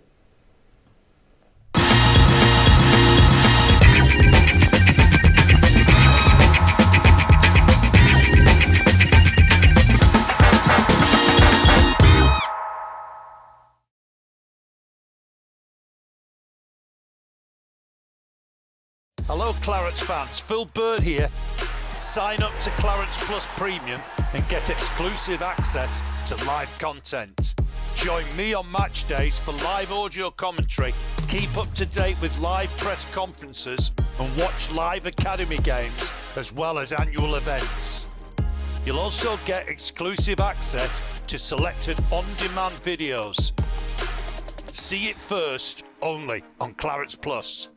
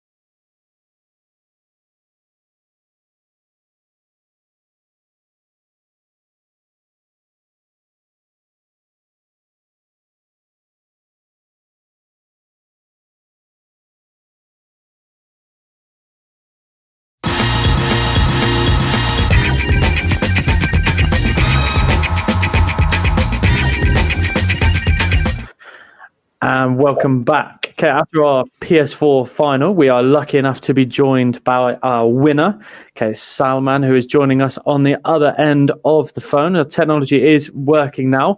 How are you feeling, mate? How are you feeling after that? Really good. You know, put lots of effort into this. It's one tournament where you look at towards the end where you want to be in because you're representing Burnley. I play for the club, so I wanted to be the one representing the team. Yeah, it's great to hear. As you said, a Burnley representative already, but it's great to hear exactly that you wanted to stamp your authority, wanted to go down and represent us going down into London. Talking to London, hopefully when we get down to go to the live event next month, looking there now as the number one representative in the PS4 side, what's your aspirations going down into the tournament? What do you want to achieve? Now that you've reached this goal of representing us, what's your goal moving down into the tournament itself? Obviously, I want to win the tournament. As you go into a tournament wanting to win it. Obviously, when we get there, we'll just take one game at a time. But got this far, so why not believe that I can win the whole thing against all the other clubs? Absolutely. It sounds like you've got a great mentality going into it already, doing that one game at a time. But as I said, you've shown already that you've got the ability. You're the best of the best when it comes to PS4 this year. So congratulations with that one. What we're going to do now is kind of look back a little bit at the games that you've had already. Obviously, that first round of fixtures, you came through as a 12-1 victor. Obviously, this one a little bit closer, 6-5 over Callum, someone that you've played before and had very close games too. Were there any kind of standout moments or maybe standout players or anything that stood out to you that kind of pulled you through, maybe a difference maker? Definitely in the first leg of the final, where Arnold brought that goal back in the 88th minute. I think that was a big turning point. Going 1-0 down, the whole game's different. But to be able to tie it up and go into the second leg clean, it really helped. Yeah, did that give you kind of a mentality switch almost? That last kind of couple of minutes, you've got that goal. Right now, you're not behind. You've got an instant mentality switch going into the next one. Does it make you feel more confident? Yeah, definitely. When you're chasing a game, it just becomes a lot harder. So knowing that I'm not behind allowed me to play my game normally, and I got the win. Yeah, great. Did anything change as a result? Kind of with 5 minutes left to say you're going in behind, maybe. Then you've scored going in. Did you change anything tactics wise in between games? Kind of adapting to what happened in the first half with Callum, or was it no? I know how good I am. I know my technique. I know my abilities going forward. Throughout the game, I saw lots of things that he left gaps at times, and I knew if I picked out the right opportunities, I'd get my goals and I'd be able to defend him. He had his moments, but I knew if I stayed with my game, I knew I'd be able to get the job done. Great. So thanks very much for that. As I said, congratulations as well for getting through, being our representative down, and we'll be catching up with you later to go through your absolutely amazing rewards that we won't be able to give to you in person tonight, but we'll be going through the trophy that you get as well as the person that's coming down to represent us, and we look forward to seeing how you get on next month. So congratulations. So we're going to be looking at now. We're going to go to a quick ad break, guys, just to get an opportunity to go over to the Xbox side of things, where we'll be going over to watch Burnley Ashy, who came out as that 3-2 victor against Brad Colston, who's that 40 victor. Both really close games, both people that have played against each other before, and we see who comes out on top. Okay, join us after the break.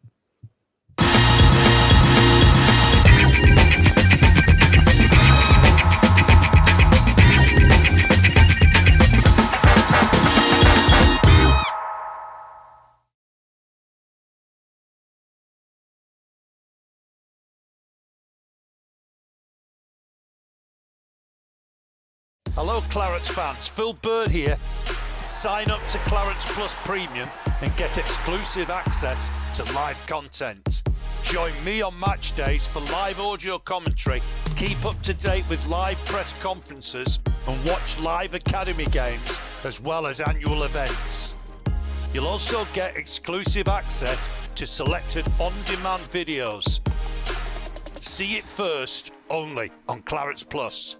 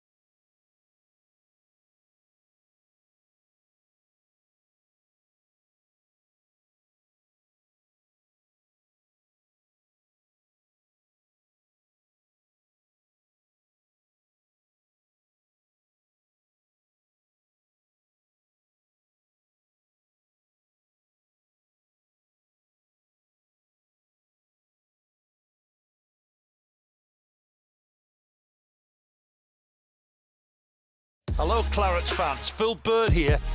Sign up to Clarets Plus Premium and get exclusive access to live content. Join me on match days for live audio commentary, keep up to date with live press conferences and watch live academy games as well as annual events. You'll also get exclusive access to selected on-demand videos. See it first only on Clarets Plus.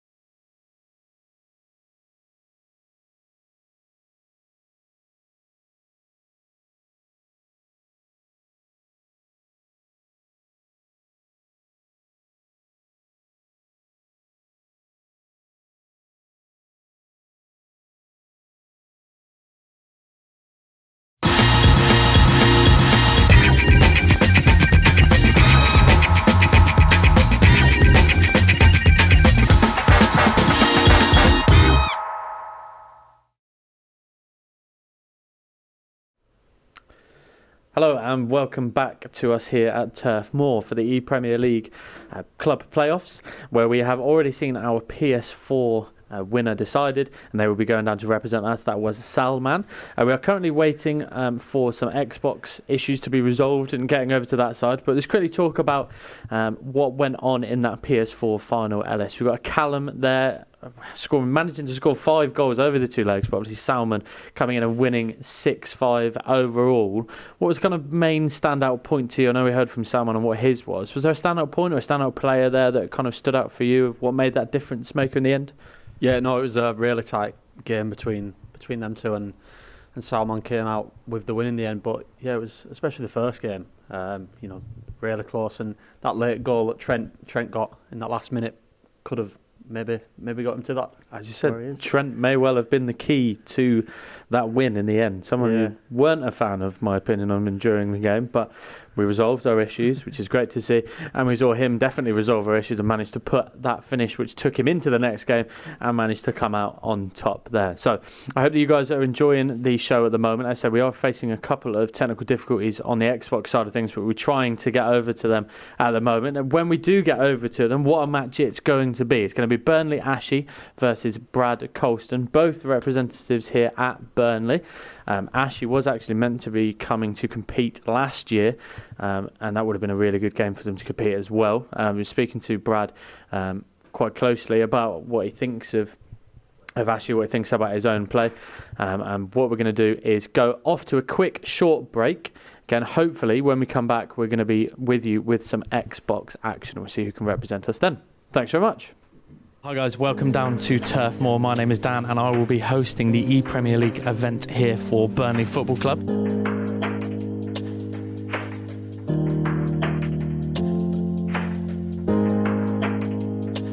I think last year you could get a lot more goals, this year not so much. I think a lot of decent players from last year have not been as consistent, you could say, this year. Yeah, just feeling the pressure of the number 1 seed this year. I think that's the big difference. So there's a few changes to this year's tournament. Some key learnings from last year, which is always useful.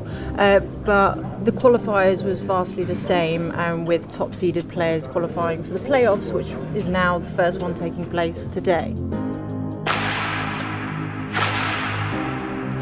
This is big for a lot of the people. They might not have experienced this before. You're sat right next to the person you're playing. You aren't sat at home in your normal setup. So it's a lot for the guys, and you definitely see the pressure kind of taking its toll as the tournament gets deeper.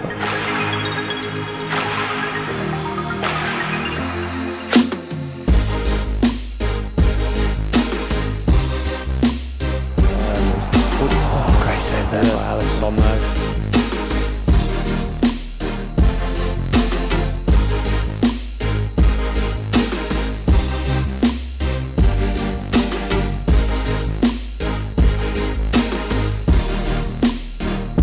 Welcome back to our semi-finals, where we're going to be looking at the Xbox. First of all, we're going to see Brad versus Sam in the first half, and then we're going to watch the second leg over on the PS4 side of the bracket, where we're going to see Shake versus Drills. It's definitely starting to get a feel for it now. It's been a stressful one. It's been quite cagey. Looking over at the players, they're sat opposite each other. I see Brad at one point took off his headset, he sat down, Sam stood up, because these are the things that start to come into play in a tournament like this. You've got the mind games. As we see, a lovely ball, and Aguero puts it in. That's a great finish, equalises 1-1. Great finish there from Luke. Get in, have it.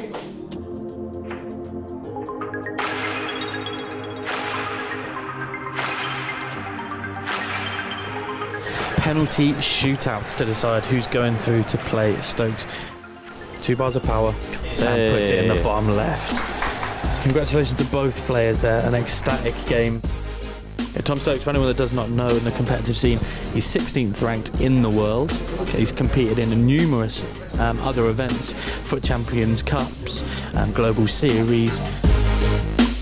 We are live lining up here for the Xbox final that we're going to have. First of all, we've got Brad Colston, who was our Burnley representative last year in the London tournament, against Luke, who has managed to battle through, going down into the losers bracket and then coming back as a victor in the last game. A great finish there by that lovely back heel there by Son.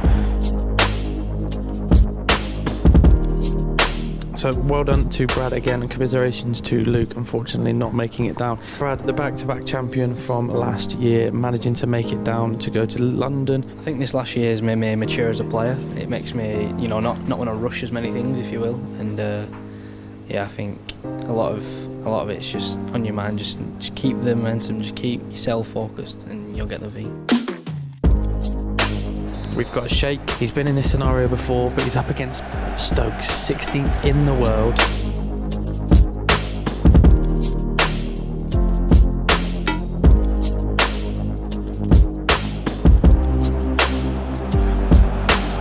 Stokes has started right, and he's gone to ground this time. David Luiz. Oh, David Luiz going to ground again. We saw a very similar occasion like that in the first round. And a penalty here for Stokes. De Bruyne. Oh, what a great finish. Well, that's it. Congratulations to Stokes, who's come through as the victor on the PS4 bracket. Stokes, how did it go, mate? How did you find the game? It was tough. Like throughout the tournament, I think I had quite like a not an easy route, but it was comfortable. But that final was nothing. Like, it was so hard, but I just got the penalty and I got the win. So. Yeah, absolutely. I was going to say, someone that we've seen around the competitive scene for quite a while, and a lot of big games like that. How did that compare to some of the other competitions, the Champions Cups that you've played in before? No, like I said, that was like right up there. Like, I had to completely just be completely zoned in and just try and get that win, and it worked out. So that is it, guys. Thank you very much for watching here at Twitch, the ePremier League event for Burnley Football Club. We'll be going down to Chelsea tomorrow, but that's been it for us. Let's see Brad and Tom represent Burnley down at London. Thanks very much. See you soon.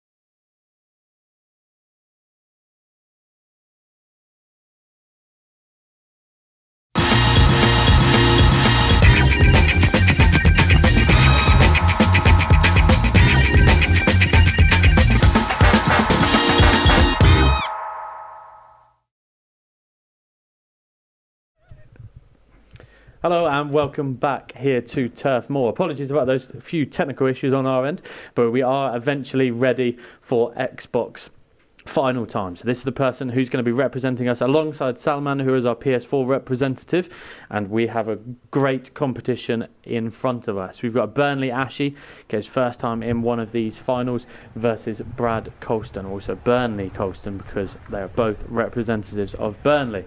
So we're going to go into the game here, and I'll tell you who is who, and then hopefully recap some of the teams. So again, just to recap, that defensive switch doesn't necessarily mean defensive, it's just changing over. So playing in the home kit, we've got Brad Colston, who is our back-to-back champ, our champ if you like, going through to try and get the three-peat of representing us 3 times in a row down at London into the live stage.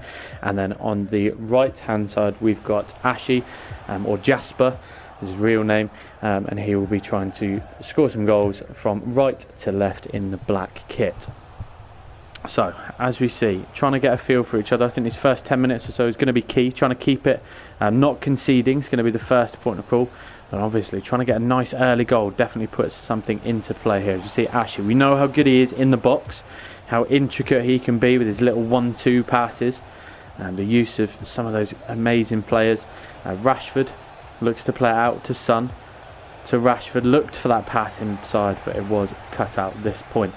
So Firmino passes it up the pitch. St Maximin now passes to Hullet, who looks to progress up the field and see whether they can find some space. Cruyff, that double Dutch duo, okay, fighting again for Brad. We saw how effective they were, especially in the second leg in that first Xbox semi-final match, after his loss in the first one, which is definitely going to be a close one now. As Marcus Rashford comes to the Man United hero, doing a lot at the moment off the scenes, became a kind of real idol in football and outside of football at the moment, and see what he can do. He's definitely scored a lot of goals at the moment. Moving over to you, Ellis, kind of asking now, any players looking back, thinking back to when the semi-finals were earlier on today, who are the players on the pitch that kind of real stood out for you? Because it looks to me like the people that we, like your, sorry, as we try and get a bit more space here, like your fabulous Fernandes maybe that you saw earlier on, that isn't present in this game. Who's kind of standing out for you at the moment as that talisman that could kind of carry either Ashy or Brad to a victor? We've seen Rui Hullet, the icon card in the middle. He's been strong, you know, whenever we've seen him tonight. But even Reece James as well at the back, you know. Yeah, absolutely. Whenever he's played tonight in all the teams, he seems to be so strong, you know. He seems to be there every time, and St Maximin as well. He's lively, and looks like both sides of using him, and he's a great player. Yeah, definitely starting lively. I think that word lively is definitely very, very apt to what we're witnessing at the moment. It's interesting you mentioned that Reece James card. Obviously, it's great to see, especially nowadays with the future stars characters that are items that are brought into foot. We've obviously got the Reece James, you've got Harvey Barnes, and things that we haven't maybe seen as much. You've got your Bergwijn as Cruyff looks to make some space here. Ball roll, great finish. That is phenomenal. That is phenomenal. Get absolutely into the top left-hand corner there. Great ball roll into space, and that 91 rated Cruyff item puts that into the top corner. So just quickly going back onto that future stars conversation before I was interrupted by that fabulous goal. Obviously got the likes of Reece James, your Bergwijn and stuff that's come through. Looking at some of the other players, some of the other young talent that's coming through in the Premier League, is there anyone that you kind of think about who could maybe have had a future stars card, or that young card that kind of could come through, or should be a talent to watch out for? There's been a few this year, obviously, like you said. Harvey Barnes has been a really strong one, and Reece James, but I think Calvin Phillips at Leeds United as well, you know, yeah, he's come through. He's had a couple of England call-ups, as we've seen earlier on in the season, and he's probably the talisman to Leeds United's success. You know, when he's in the side, he's unbelievable, and when he's not, like it showed on Sunday, he's a big miss for them. But yeah, no, he's a great player, and I think he's one to keep an eye on over the next couple of years in the Premier League. Yeah, absolutely. I think that's the good thing about it, especially when you link this back to FIFA, is how different the sides can be now because of these youngsters coming into the games, because of the different cards that are on show. And obviously when you have the blessing of having a lot of coins from winning a lot of FUT Champs packs and kind of grinding the game as much as these boys do, you get the options then to use the items like Cruyff and like Hullet that Brad is coming into. And that's Cruyff that works it. Lovely play there, but doesn't manage to find a goal like he did before. That absolute wizard of a right foot going into that top left-hand corner. Obviously, Ashley at the top here after 35 minutes played, trying to make a quick substitution. Maybe something doesn't feel quite right. Maybe a substitution already. Be very surprised if there is a substitution. He's 1-0 down, but nothing's going too wrong as yet. Obviously, De Bruyne passing it out here. Souček, remember, different item. Son making some space, but that's a great last-ditch tackle there by Kyle Walker. You see the differences in teams here as well, guys. This is seeing how good as Cruyff. A great ball through. We've seen what Cruyff can do in this area. The cavalry is here, and that is a great finish. And we've seen how it turned from a very quick.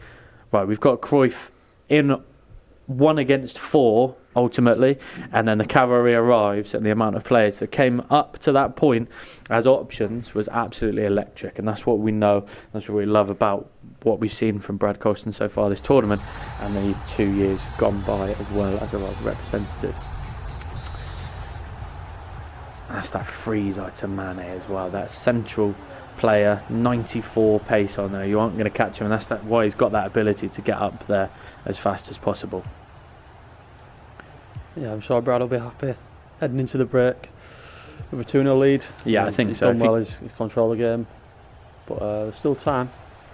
You can see a real difference here from Brad. I think if we think back to that game where he plays against Tekkers in that first game, he did look a little bit lethargic. He didn't have that finishing touch that he normally has, as Rashford manages to get a little bit more space. He's got that killer instinct back. He's playing at his prime now, as De Bruyne picks it up on the edge of the box. Souček, St Maximin, lovely ball in. Oh, and he almost had him then. He sent him to the left, then cut back. Maybe one too many ideas there as it goes through to half time. It was really interesting to see the difference in teams during the game as well. It proves how good Ashley is at this game. He doesn't have your Hullet, doesn't have your Cruyffs, etc., but is playing one of the top 50, 100 best players in the world. Okay, and is well in this game. He may well be 2-0 in the corner, but do not count Ashley out for this at the moment. And he's managing his. By the way, his team is amazing, but he doesn't have the same players that may well be able to make the difference. And that's what Brad is using so well at the moment, for sure. As he works it in, it's De Bruyne through to Souček, looking for some options here. There's not a lot available. Maximin has done a great skill then. Wow. A scoop turn, finish, and Son, gotta be, and that is a great finish. I think he deserved that. I think it might not have been how he wanted to shoot or wanted to score. It's a nice goal. It's a well worked goal. St Maximin doing what he can do in real life, showing those 5-star skills. And it's really interesting. Kind of puts another mix now going into the rest of the 40 minutes. Yeah, it's what they definitely wanted there, cause, to get an early goal in the second needed half. A reaction. Yeah, he just needed something. If Brad gets another at 3-0, you're looking at it's a bit of a long way to go, but he's well back into it now, and we're in for a good last 35-40 minutes. Yeah, absolutely. Being said, the ability of these guys play is going to be tested. They're going to have to be. It's going to have to be the best Ashley to beat Brad, and also Brad's going to have to be the best that he can be to beat Ashley as well. It's a dual thing. They have to be as good as they can be. So trying to play it out the back here, trying to maintain that possession. Don't want to lose it because we know how dangerous they can be on the attack, both players. As for me now, that freeze item playing as a central role, but again a little bit more defensive. I think it's just because we know that Hullet can do both so excellently because he's so well rounded. Playing forward to Mane in a central position as well. Then quite narrow in comparison, looking at Brad, especially when it comes into the attack. And we do know from speaking to Brad at the last time, he was prepared for Tekker's through balls in the second. It looks a little bit like Ashley is resorting to some of the through balls that we know that Brad can deal with, so it'd be good to see whether he can mix some things up here, as Son looks to do that exactly here. Rashford stumbles over the ball there, a little bit unlucky there, and Hullet goes into there. And it looks like we've got a little bit of a team press on play, which is another tactic that's been introduced over the last couple of FIFAs. Team press is something you can flick down in the left-hand corner to your in-game tactics. And because that kind of speeds up your players, it's like the equivalent of a Sean Dyche screaming onto the pitch going, come on lads, let's get into their faces. It's that extra kind of couple of minutes. He doesn't want to go into the end of this game 2-1 down. He wants an equaliser, because we know how important that equaliser is from speaking to Salman, how he did in the PS4 branch. So it's definitely something to think about your tactics now. As Son plays it into the middle. Adama, that little foot in there, managed to take it out. Be interesting to see what Brad does now. Yeah, definitely turning on the pressure and seems to be going for it. Yeah, he's definitely stepping things up a little bit here, Ashy. But we'll be interested to see what this substitute is, whether it's a tactical change, and we will be even to have a look here. So this is from Ashy's perspective. So we had a quick look at the opposition, see what the opposition's doing. You can see that they're playing that 4-2-3-1 that Brad has so much effect with. So good old traditional 4-4-2 on show there by Ashy. Burnley style. Very Burnley, yeah, and it's lovely to see. Sean Dyche loves it. Sean Dyche 4-4-2 at the club. Yeah, exactly. Loves a 4-4-2. And maybe that's something that Ashy's thought about going into this. You know what? I represent Burnley, and I'll go down in the Burnley, or up in the Burnley way as well. As we see, Son tackling Son there, looking to come out. It is Ashy though that looks to play. It's a 3-on-4 situation. That's a great early ball. He's got it. Kante's not quite got enough. Zaha's got it, What a and finish. that's a great finish. You cannot doubt that finish. Okay, he's pulled it to the right hand side. Didn't have a lot of room. Okay, but absolutely, absolutely game on. Manages to fit that in on the right hand side. Drizzled that one like lemon onto a pancake. And we see De Bruyne here picking up a real turn of pace here.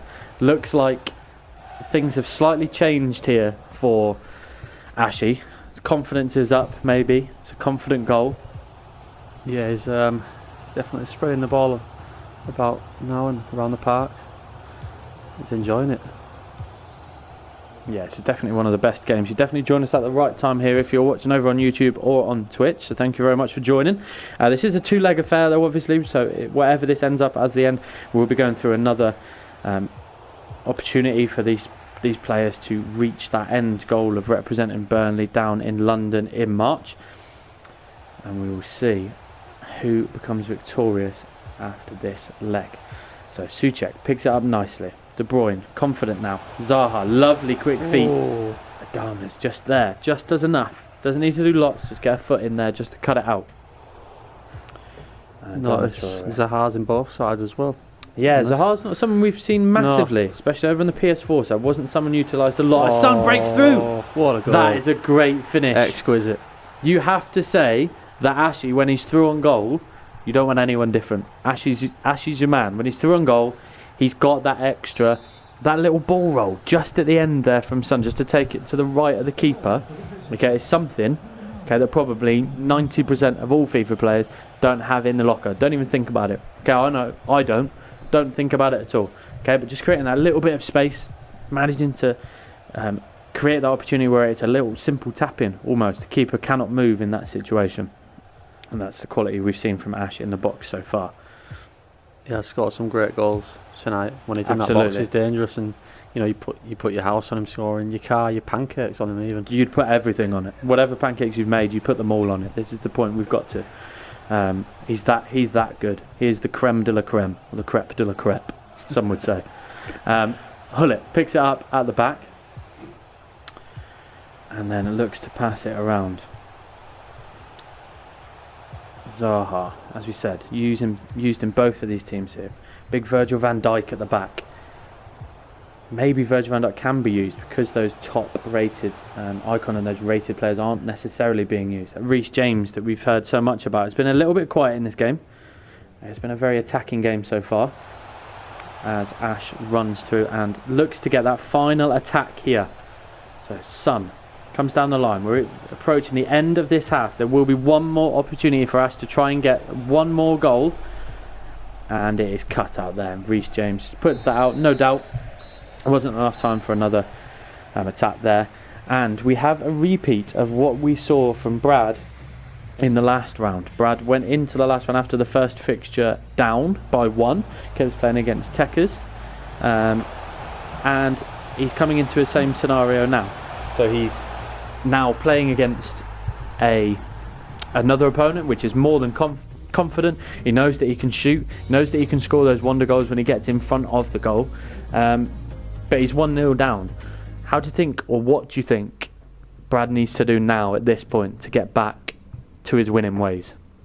Well, he needs to show his experience and show his quality now. He's losing, which he probably didn't want to be, and probably wasn't expecting to be. But yeah, Ashley's given him a good game, scored some really good goals, and Brad's got it all to do now. Yeah, as I said, I think does the way that Ashley scored have any impact on Brad in this second half? As in how confident the style of goals that he scored? Yeah, they're not sort of tap-ins or lucky or set pieces. He's not grinding these out, is he? He's doing this flamboyantly. Yeah, they are. They're really good goals, and Ash is taking them really well. Like he has all night. Yeah, it'd be interesting to see. I know we spoke to Brad at the last point after his victory in the last round and said that he did change some tactics kind of halfway through in between them because he's noticed some. That's what it really kind of takes for these guys. They look at what they've done, they reflect on the game they've had, and ultimately see whether they can come out on top by changing some of their tactics potentially. Someone that did also try and come out on top in regards to FIFA was one of our very own. It's Dwight McNeil, who actually competed in last year. It was actually last April now, so I have to cast our mind back to all of that time ago. I know that you spent a lot of time within that. You watched the competition, the EPL Invitational, where all the Premiership, they sent some of their best FIFA players towards it. How did that go, kind of watching it? How did Dwight get on over the whole? Yeah, well, it's good as obviously it was in lockdown. Early days of lockdown, so no one really knew what was going on. But it was good. All the Premier League clubs got involved and I think most of them got one of their players to play in the tournament. And Dwight obviously represented Burnley, and he did really well. He played Ryan Fredericks from West Ham and beat him. Yeah. And they came up against Neil Maupay and gave him a good game. And Neil is quite good on the game. And yeah, he ended up he's beating good. him. So, and he ended up losing to Diego Jota at Wolves. Yes. Who I think maybe got to the final or semi-final. He got far as well. Yeah. But yeah, no, Dwight did really well, and it was good to watch, and the fans were entertained, I think. Exactly. I think that's the part of it. Hopefully what you guys are benefiting from here is seeing how that it's not just kind of your average person at home that might be playing this. These guys that are in the game itself play this game as well. It's something that they're just as passionate about. And ultimately, these guys on here that you're about to watch, your Ashley, your Brad, etc., your Jasper, these people have grinded the game. They've played the game over and over. This is their passion.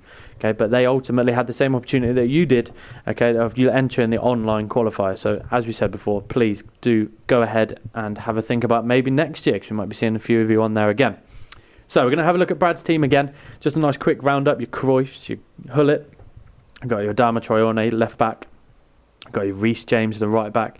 Cancelo again playing at that right back option. That 90 rated Alisson in goal. That has been okay.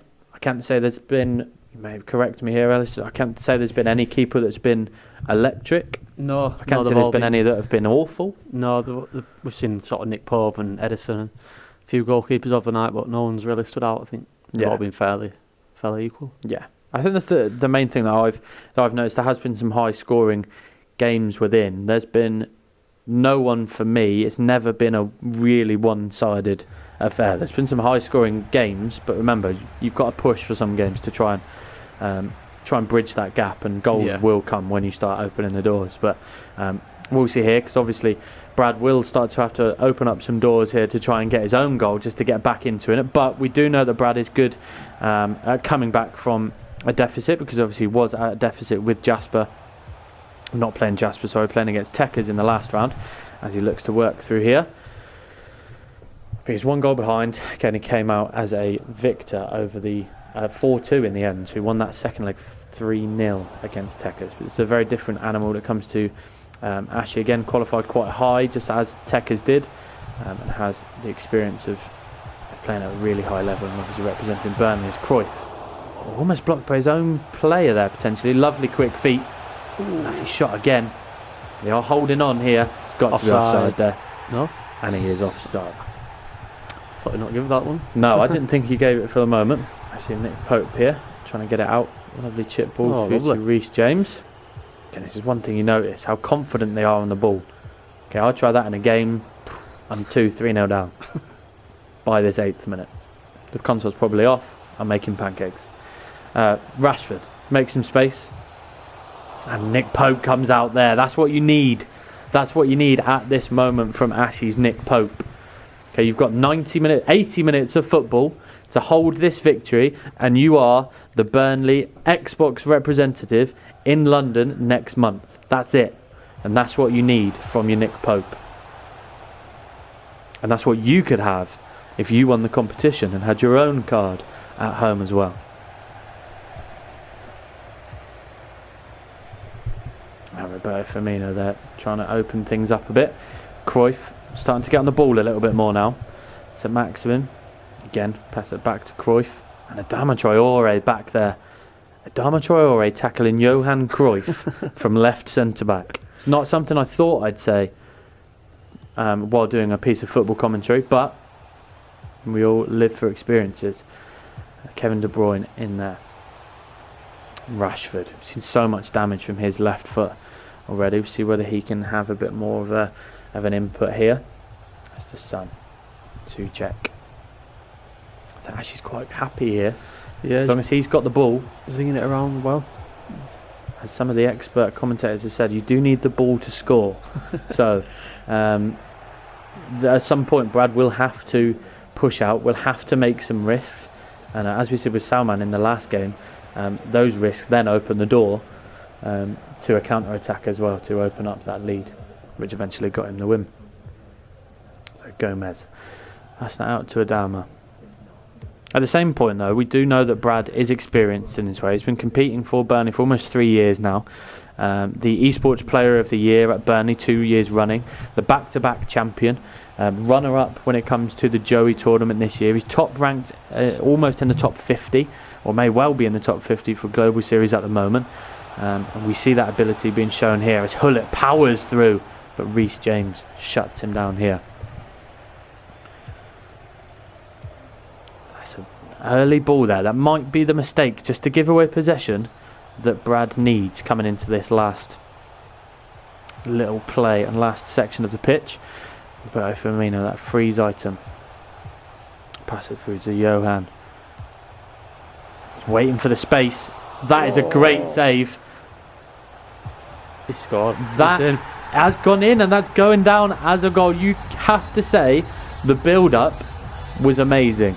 Okay, but that isn't how Ashley's going to want to concede a goal, is it, Ellis? No, it was a great original save by Pope, but yeah, you put your Mane on it to finish there. You would put your Mane on it. I like it. You would indeed put all the Mane on it.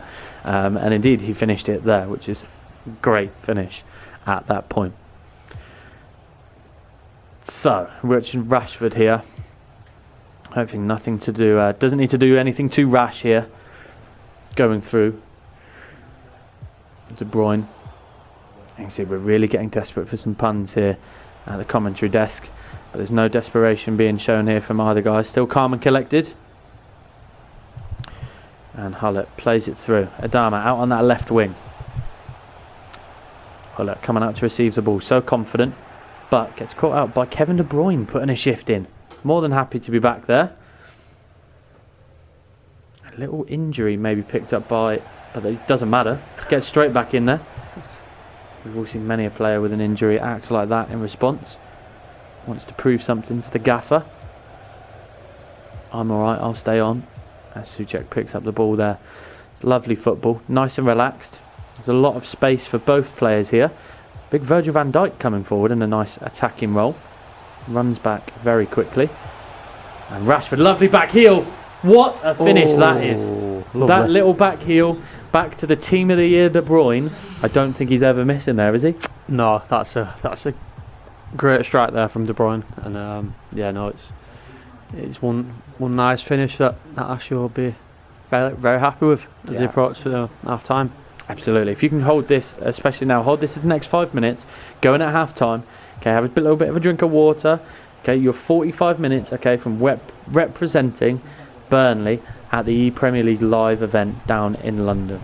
Okay, that goal, De Bruyne may well have just got you through, but there's a lot of the game left yet, as we have seen. Anything can happen at the moment. Virgil van Dijk, they're playing a bit more of attacking. That's a mistake out on the left-hand side now, as Brad looks to slowly bring in the players, but Damo is there. That speed, the speed of the left-backs and the right-backs. Maybe he gives it away again there. But then St Maximin's there. So much pace on the pitch. Little mistakes are coming in, but then being able to correct them really quickly. So, as we go to halftime, we are 45 minutes away, folks, from crowning our Xbox champion and joining Salman on the train down to London next month to go and represent their team. Ashley is 45 minutes away from being victorious. Okay, he's just got to hold on this 1-goal lead, and then Brad has to come back from behind, which he has done before. Again, there's more than the ability to do as well. So it'll be really interesting to see who comes out on top and whether there's been any changes made at half-time. Do you think any of them make a change at the moment, Ellis, or do you think it's kind of maybe wait until maybe a 60-minute I bracket? think they probably wait and just see how the next sort of 15-20 minutes do go before any changes are forced. You don't want to change anything too early, but no. Be interesting to see what changes are made when they are. So get down on the right hand wing. Down Traore again, standing up nice and strong. Just put it out for a corner. Cruyff coming short for it. Doesn't want to risk that losing possession. Plays it in nicely. Roberto Firmino. It's a great tackle. Reece James again. Went a little bit quiet, but has come up defensively so many times, over and over again. Definitely someone I'm going to be looking at, how expensive he is. I'm realising he's too expensive and going for someone else potentially. Son looking to play it around nicely. De Bruyne. Rashford. So confident on the ball. We're talking about confidence. Here comes Hullet. 90 rated Hullet. What a ball that is. Don't know where that came from. Didn't see it in my repertoire. Lovely pass in. St Maximin. But again, that's Reece James there at the back, looking to pass around. Really, really confident. Son, plenty of speed. Doesn't catch up with him, no. João Cancelo, little bunny hop there just to get away from play. Little flick up with his right boot. And Mane looking to play it through. Hullet's making a nice run through. Hullet's come back now, picked up the ball. Mane, ooh, Mane's whipped that with his left foot. Mr. Whippy. First time, Mr. Whippy indeed. Doesn't quite whip it into that top left-hand corner, but that's something different. Is that what Brad needs to start doing now? Start changing things up a little bit? Yeah, I think he's got to nearly at the hour mark now, and I think he needs to change a bit of pace up front, or he needs to have a look at his attacking options. But that was a good effort, and he's close. He's sort of knocking on the door now. Yeah, he's definitely knocking on the door. He's waiting outside, waiting for his invite in. Hullet is leading the charge, demanding a way in. Yeah, exactly. And Mane's looking to build that gap, and Virgil van Dijk, the Liverpool teammate, and Souček there. Can't help but say how impressive Souček has been, getting through to the final of the ePremier League qualifier with an 86 rated informed Souček, and St Maximin in on goal. He's done very well there to stop that. I was going to try and tell you what skill he did, but to be fair with you, he did too many. I couldn't see, and it was that intricate. The pancake special, we'll call that one. A great nickname for it. Couldn't say it better myself. And St Maximin out on the right hand side now. Pass that up to Cruyff. So we're in 65 minutes. We've got 25 minutes left, if my maths does me correctly, to see who our finalist is going to be. Okay, this is from the perspective, I believe, of Ashy. So we see Ashy's not changing anything as yet. He's just waiting to see. He's going to keep checking the match facts, I believe, that you can do on the right-hand side. Checking for a formation change, potentially. Seeing whether anything happens over on Brad's end of things. He's got 25 minutes to score that goal, remember. If you look at Brad, what he's been doing for the 4-2-3-1, what formation are you changing to at this point? If you've changed, you're not quite. It's not quite 4-2-4 kitchen sink area, or is it? Maybe a 4-3-3. 4-3-3. Get some width potentially. A couple of wingers and someone central, and three sort of not holding midfielders, but sort of as an 8, Yeah. In the middle, but it's a good ball. But that's Reece James cuts it out again. Clock is ticking. So many times the clock is ticking indeed as we come down to the last 20 minutes here. And we are live, obviously, from Turf Moor, but the guys that are competing at the moment, they are competing from the warmth and for the comfort of their own homes. Managing to stream it through to you guys out on Twitch and YouTube. So thank you very much for joining. And he's pulled it to the right-hand side. That is a great piece of intricate play. But yeah, how has that not gone in? But the pressure's really coming on now. So a little change of tactic there. Down to ultra defensive, which we don't quite know what it is. Could be a defensive. Hullet. Oh, what a tackle that is from Van Dijk.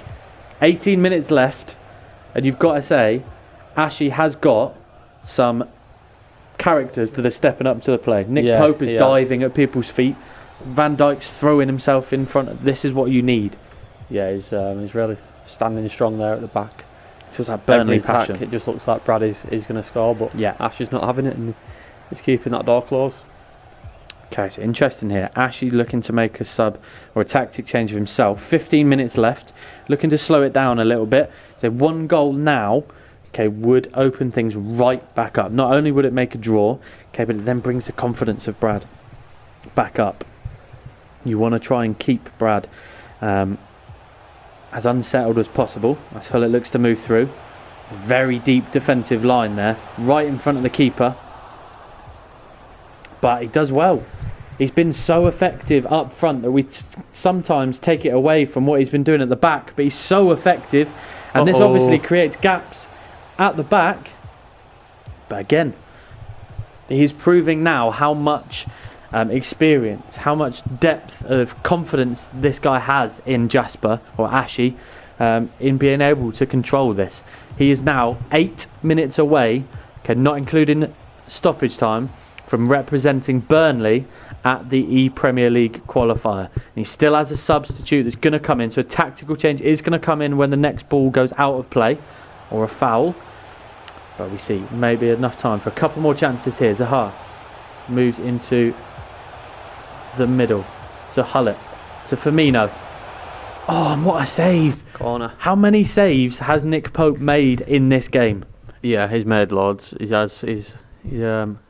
nothing seems to be getting past him. No, seems to be mirroring the man that he is in real life. Absolutely. We say here, looking at the bench, I did have a quick look at that bench. Then it doesn't seem like there's much on there. Maybe we had to do something for the requirements or something. I think I saw Jordan Pickford, Areola potentially, Shaqiri and Ozil. Henderson. We've got Matic. 3 goalkeepers on the bench. Ozil, Xhaka and Shaqiri. Maybe Areola up front. Maybe at this point, maybe we're putting more goalkeepers on and blocking the net.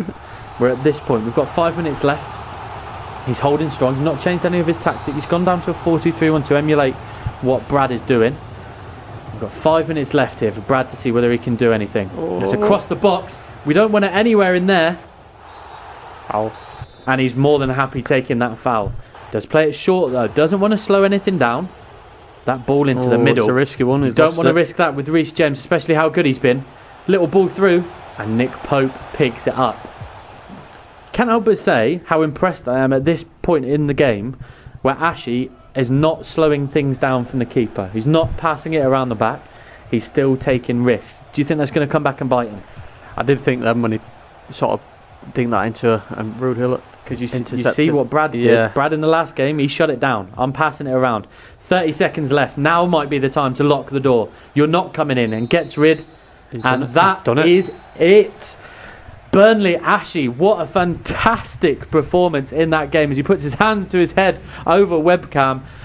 This is absolutely an amazing feat by Ashy. Not only to beat someone that has won the back-to-back victories and representing, but for someone to come in and do it in such a fashionable, such a pristine, such a skillful manner, and scoring some of the best goals I've seen in at least this tournament, but maybe even link it back to that one. What do you make of Ashley coming into this tournament, Alice?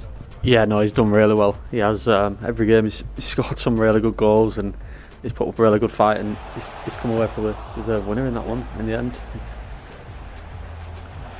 Okay, so what we're going to do now, we've got a short little break. just while we see whether we can reach our victor. And then what we're going to be trying to do is bring both of the victors from our PS4 side and our Xbox side and crowning them and virtually giving away our tournament prizes that they will want and explaining what they're going to be seeing next month, hopefully, down in the Gfinity Arena. Thanks very much. Join you soon.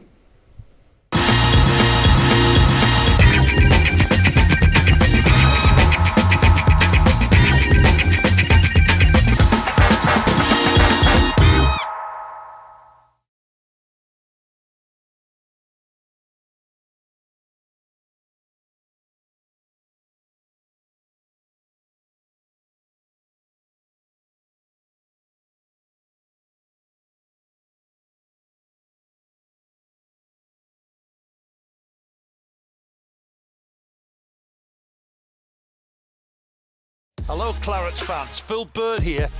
Sign up to Clarets Plus Premium and get exclusive access to live content. Join me on match days for live audio commentary, keep up to date with live press conferences and watch live academy games as well as annual events. You'll also get exclusive access to selected on-demand videos. See it first only on Clarets Plus.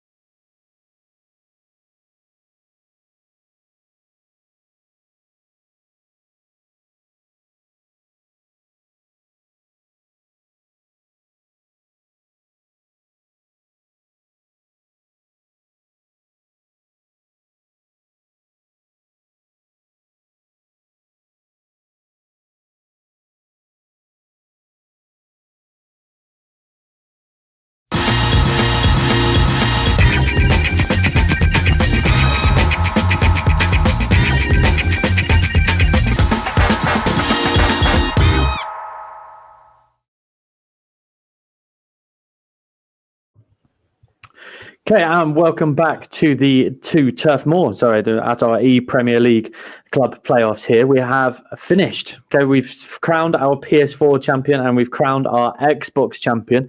After some great games and great fixtures all the way through, some fantastic goals, some skills, not many mistakes either. Okay, some really good football on show.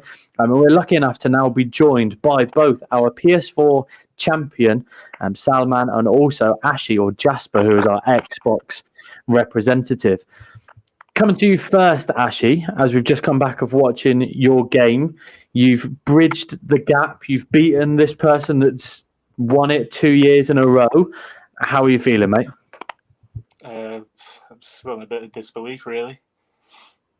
I mean, I've played him a few times in the past, and we've always had pretty close games. So I was expecting another close one, to be fair. You spoke a little bit there about obviously playing Brad. Does it make it extra special that you've gone on to beat Brad, who's gone on for the last 2 years, winning it, to now to take that crown yourself? Yeah, definitely. He's obviously been at the top of his game for a few years now. So to finally knock him off his throne, to say it's pretty special. And some great goals as well from yourself tonight. There weren't many that were sort of tap-ins or weren't so shabby. Yeah, especially against Brad and Hassan. You have to move the ball around a lot, and it's just about being patient in the final third. Obviously, going down to London next month. COVID, depending on COVID restrictions, do you think you can go down and potentially win that? Sorry, can you repeat that? It was static. Sorry, so you're going down to London next month, obviously for the finals. Do you think you've got a good chance of winning that? So a few technical issues over this side, guys. Just on our end, if we can't get through to each other, we'll just try and sort that out on that side. And what we're going to do, try and bring in Salman across, see whether that kind of equals things up in regards to the technical side of things. Salman, you've had an opportunity now, obviously an hour or so has passed. How does it feel to finally know you've been crowned? It's settled in now. You are crowned the PS4 champion and representative for Burnley Football Club. How does that feel?